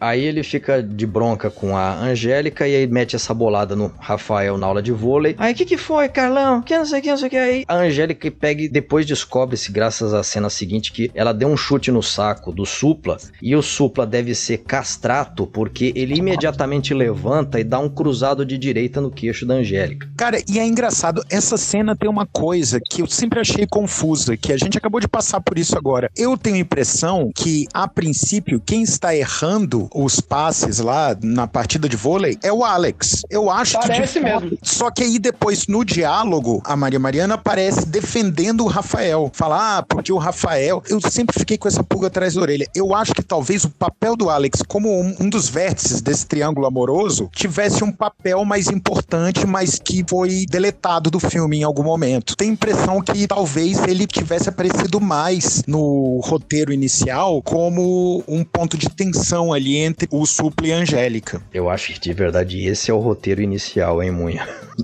Pois é. Mas aí precisou colocar mais cena do Didi. Aí precisou colocar mais cena do Didi e cortaram o Alan. Ou porque o Alex estava, né, não segurou, cara. Pode ser isso também. Que é a sua teoria pro Ricardo, né? Pros textos do Ricardo. Que o Ricardo, ele realmente tem um papel importante, porque o triângulo amoroso de Seu Tomé gira em torno dele, mas a participação dele é muito pouca. Realmente, mais da metade do filme. Sempre parece que ele vai falar e não fala. Bom, aí na evolução do Supla e Angélica, depois dessa fica uma tensão, o professor Marcelo Pique dá uma bronca no Supla, ele tá lá descontando o resto da tensão no saco de pancada, e aí fala, não se bate em colega, ainda mais em mulher. E aí finaliza com um conselho que não tem a ver com o assunto, mas tocou o Supla, porque ele fala assim, não desperdiça a tua juventude, cara. Exatamente. E aí isso toca o Supla, porque depois ele fica procurando se reaproximar da Angélica, acontece lá a ameaça de bomba, e ele vem lá. Se você encontrar bomba, você me chama, tá? Pode ser perigoso. Você é muito bonita pra se machucar. Acontece esse momento. Aí vamos dar um salto, porque eu não tenho aqui tudo perfeito em mente. Quando a Isabela vai escapar com o Ricardo pra irem aproveitar a ausência dos pais na casa dela, a Angélica também salta, ela fica o tempo todo telefonando pra uma pessoa misteriosa durante o filme, falando coisas que dão a entender de que ela é a pessoa sabotadora, e lógico que não é, porque ela acabou de chegar no colégio. Ela, nesse momento que a Isabela e o Ricardo saem, ela também sai, o Supla flagra ela saindo com quem? Nil ex-Dominó. Eles num puta clima, assim, de alegria e tal, então ele fica bicudo, e aí no dia seguinte... Saem no Santana, GLS do Nil. Nessa altura, eles tiveram até uma boa reaproximação lá no acampamento, que o Supla fala a frase que o Art recuperou aí. Tem a segunda coisa pra falar pra você. Fica comigo. É que o Supla ficou boladão, ficou com ciúme, porque ele não era companheiro e não foi no Balanço do Mar.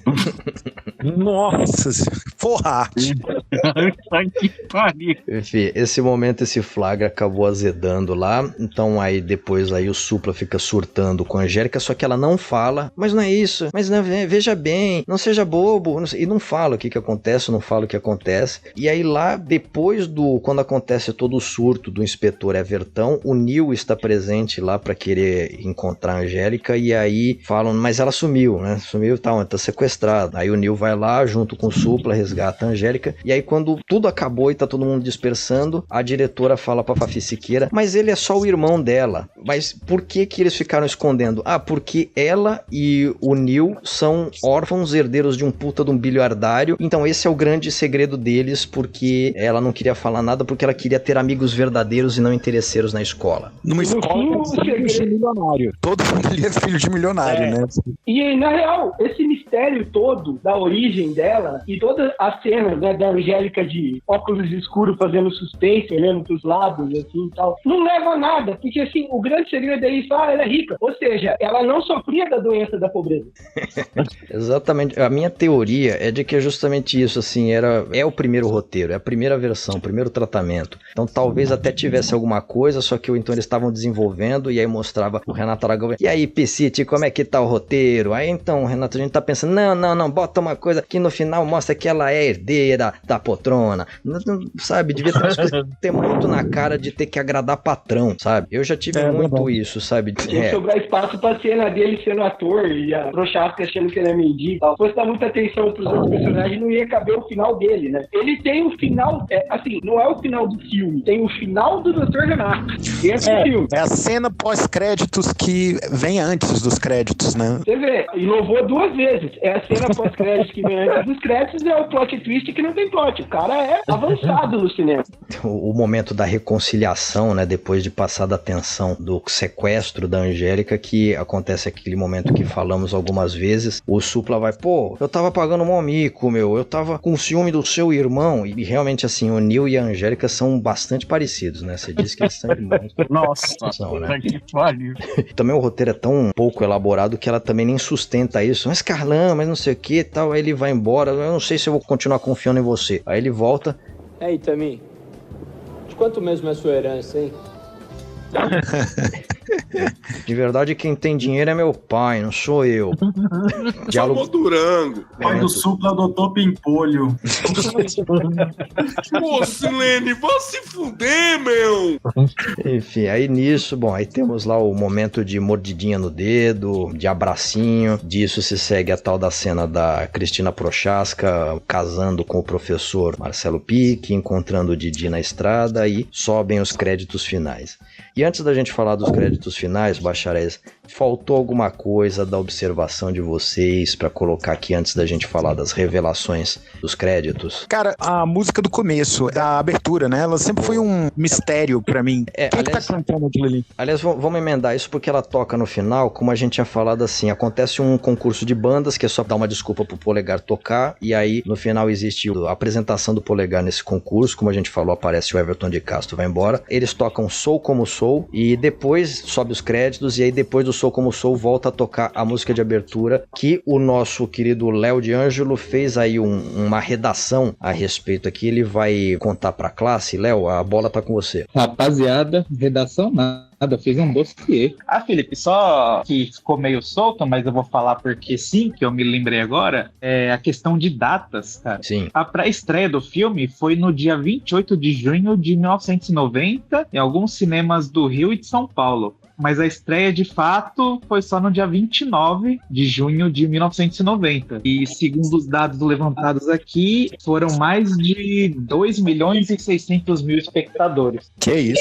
A gente abessa. Eu lembro que a sessão que eu fui tava lotada. E como é que todo mundo comprou Nescau esse dia. Como é que você ganhou mesmo o ingresso, Rafael? Sim.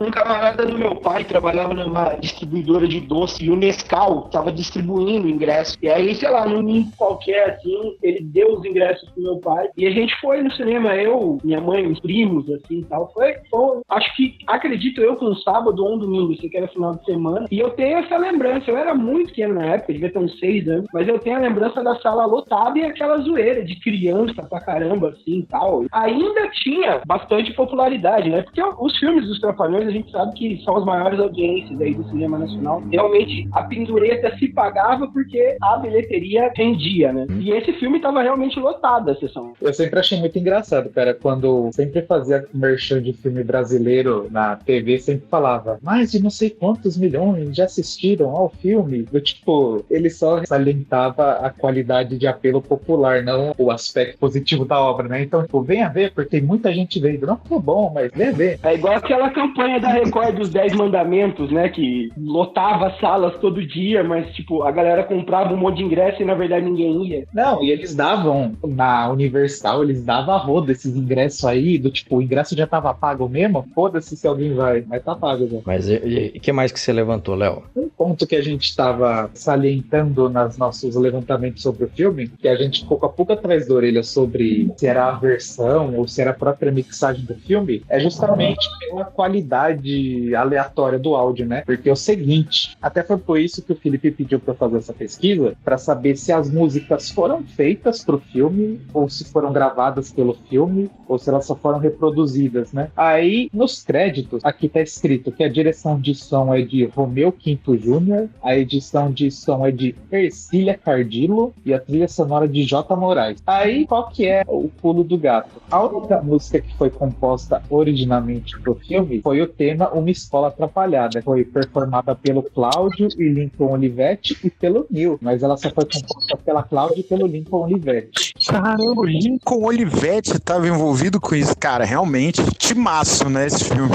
Tinha tudo pra dar certo, mas deu muito errado.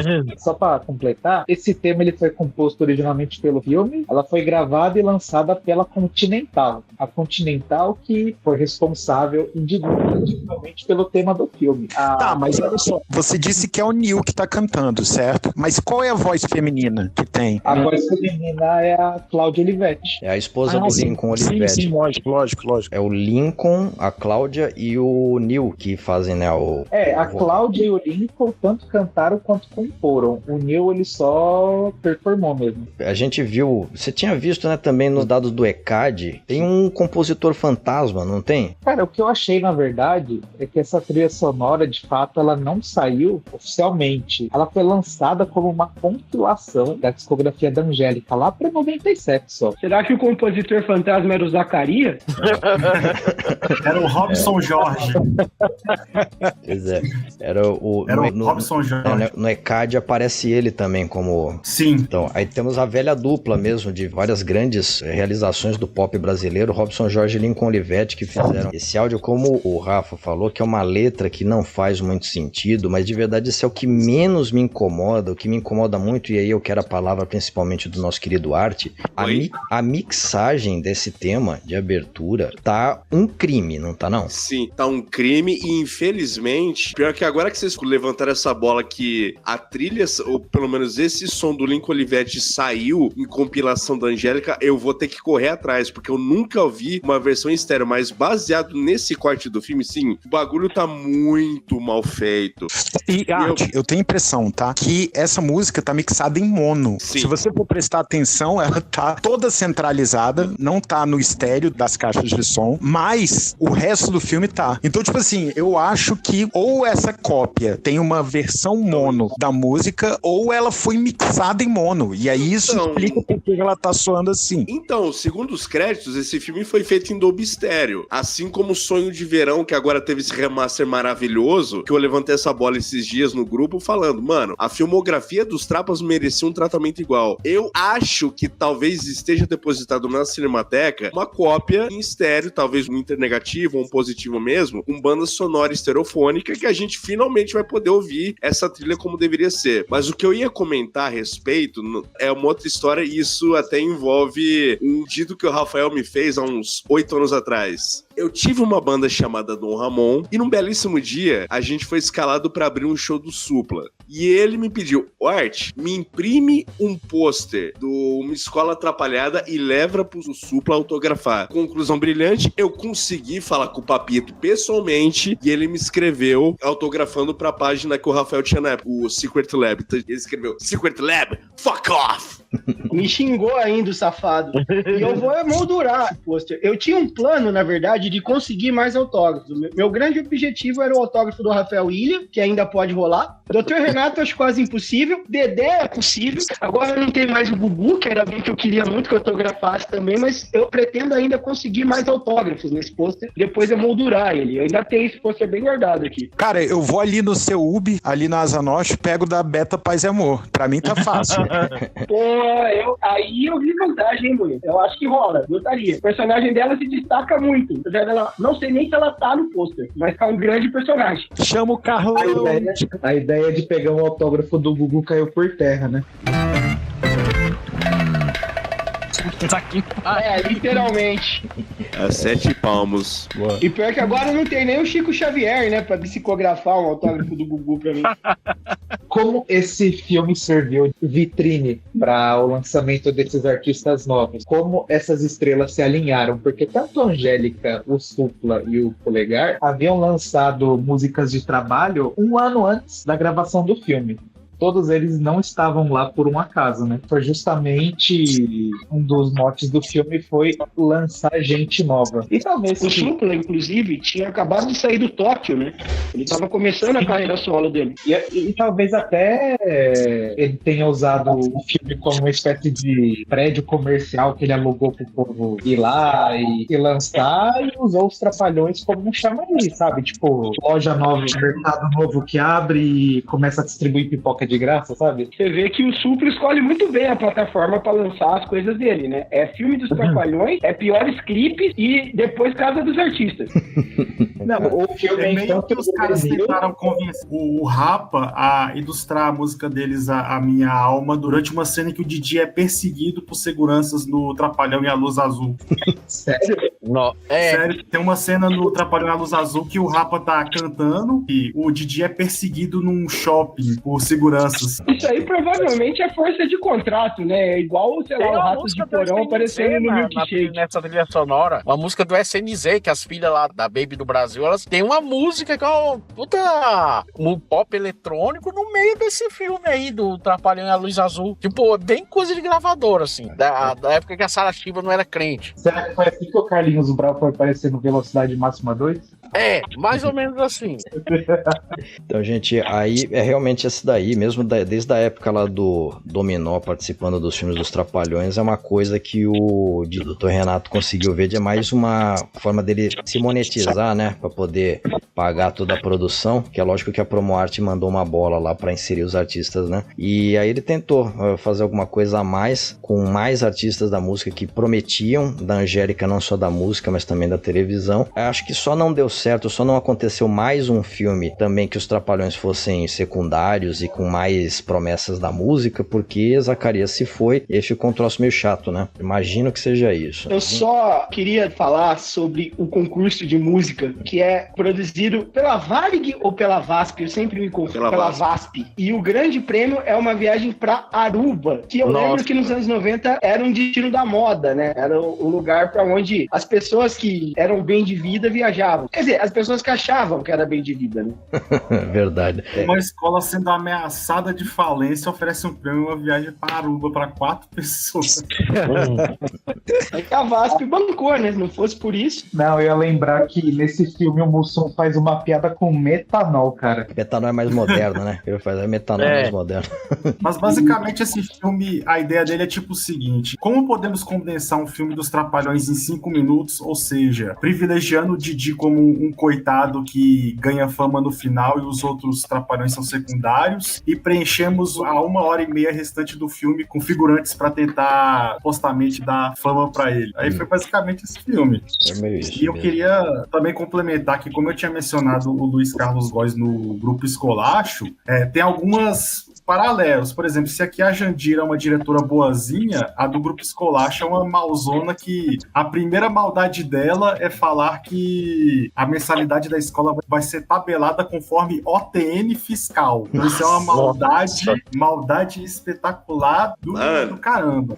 E tem também o professor de educação física, que no Grupo Escolacho é o Eduardo Dussek. No caso, a Fafi Siqueira no Grupo Escolacho é a Zezé Polessa. Então tem meio que uns paralelozinhos assim entre o especial do Chico Anísio e o filme do Didi. Só que ali no Grupo Escolacho a Fafi não tava dando seus dotes dramáticos como ela deixou aqui, né? Inclusive, faltou o Munha dar a opinião dele sobre o monólogo de Fafi Siqueira, né? Que é uma parte bem marcante do filme. A Fafi demonstra ali a sua amplitude como atriz, porque ela consegue ser engraçada, como sempre foi em sua carreira, e demonstrar emoções ali. Ela não chega a chorar e tal, mas ela tá ali no pico, no ápice da emoção, do sofrimento de ser uma pessoa abandonada, etc. É uma atuação de verdade. Nesse momento em que ela faz o monólogo, é realmente boa atuação. Vai ver que é por isso que ela vem vestida de Roberto Carlos, então, né? Porque são tantas emoções. Fechou. Fora a Fafi investindo antes de Sonho de Verão pra cima do Sérgio Malandro, indo pra cima do Leonardo Brício. E pra cima do... É totalmente inadequado. E pra cima do Supla também. Ela fica falando lá que o Supla é fim dela, que ele é tarado. Tu lembra disso? É verdade. Ela assedia, ela é totalmente inadequada com os alunos, cara. É um absurdo isso. Bicha! Com essa vamos puxando aqui os créditos finais, porque tem algumas informações bem interessantes, que aí a gente já caminha também para o final da nossa discussão. A primeira delas tem 3 nomes creditados no elenco de apoio, que são nomes hoje familiares pra gente. Um deles, primeiro, André Matos, sim, com 2 T's, então vá saber onde que ele tava, lá em que cena que ele apareceu no fundo. André Matos, que é difícil de achar, né? Acho que quase impossível. Ele que fez o Picuinha da Zorra Total, fez o Lobisomem Pachola dos Mutantes e o delegado Chico Leitão do filme do Malandro, que analisamos no mês de maio de 2025. E o Delegado Fortunato do Tropa de Elite 2. Sim. Eu achei que você tava falando do André Matos do Angra, tá ligado? Vai que é, né? Porque a gente não consegue identificar. Será que não é o moleque que o diretor raspa a cabeça, não, no começo do filme? Não parece. Não, muito moleque. Não parece. Muito novo, né? É, muito novo. Outro nome que aparece como elenco de apoio, Ingrid da Silva Guimarães. E eu fui levantar e realmente o nome dela é esse, da nossa De Pernas pro Ar. Então vai saber o que ela tava fazendo, em que cena que ela aparece ao fundo. Cara, ela tá assistindo a Angélica correr.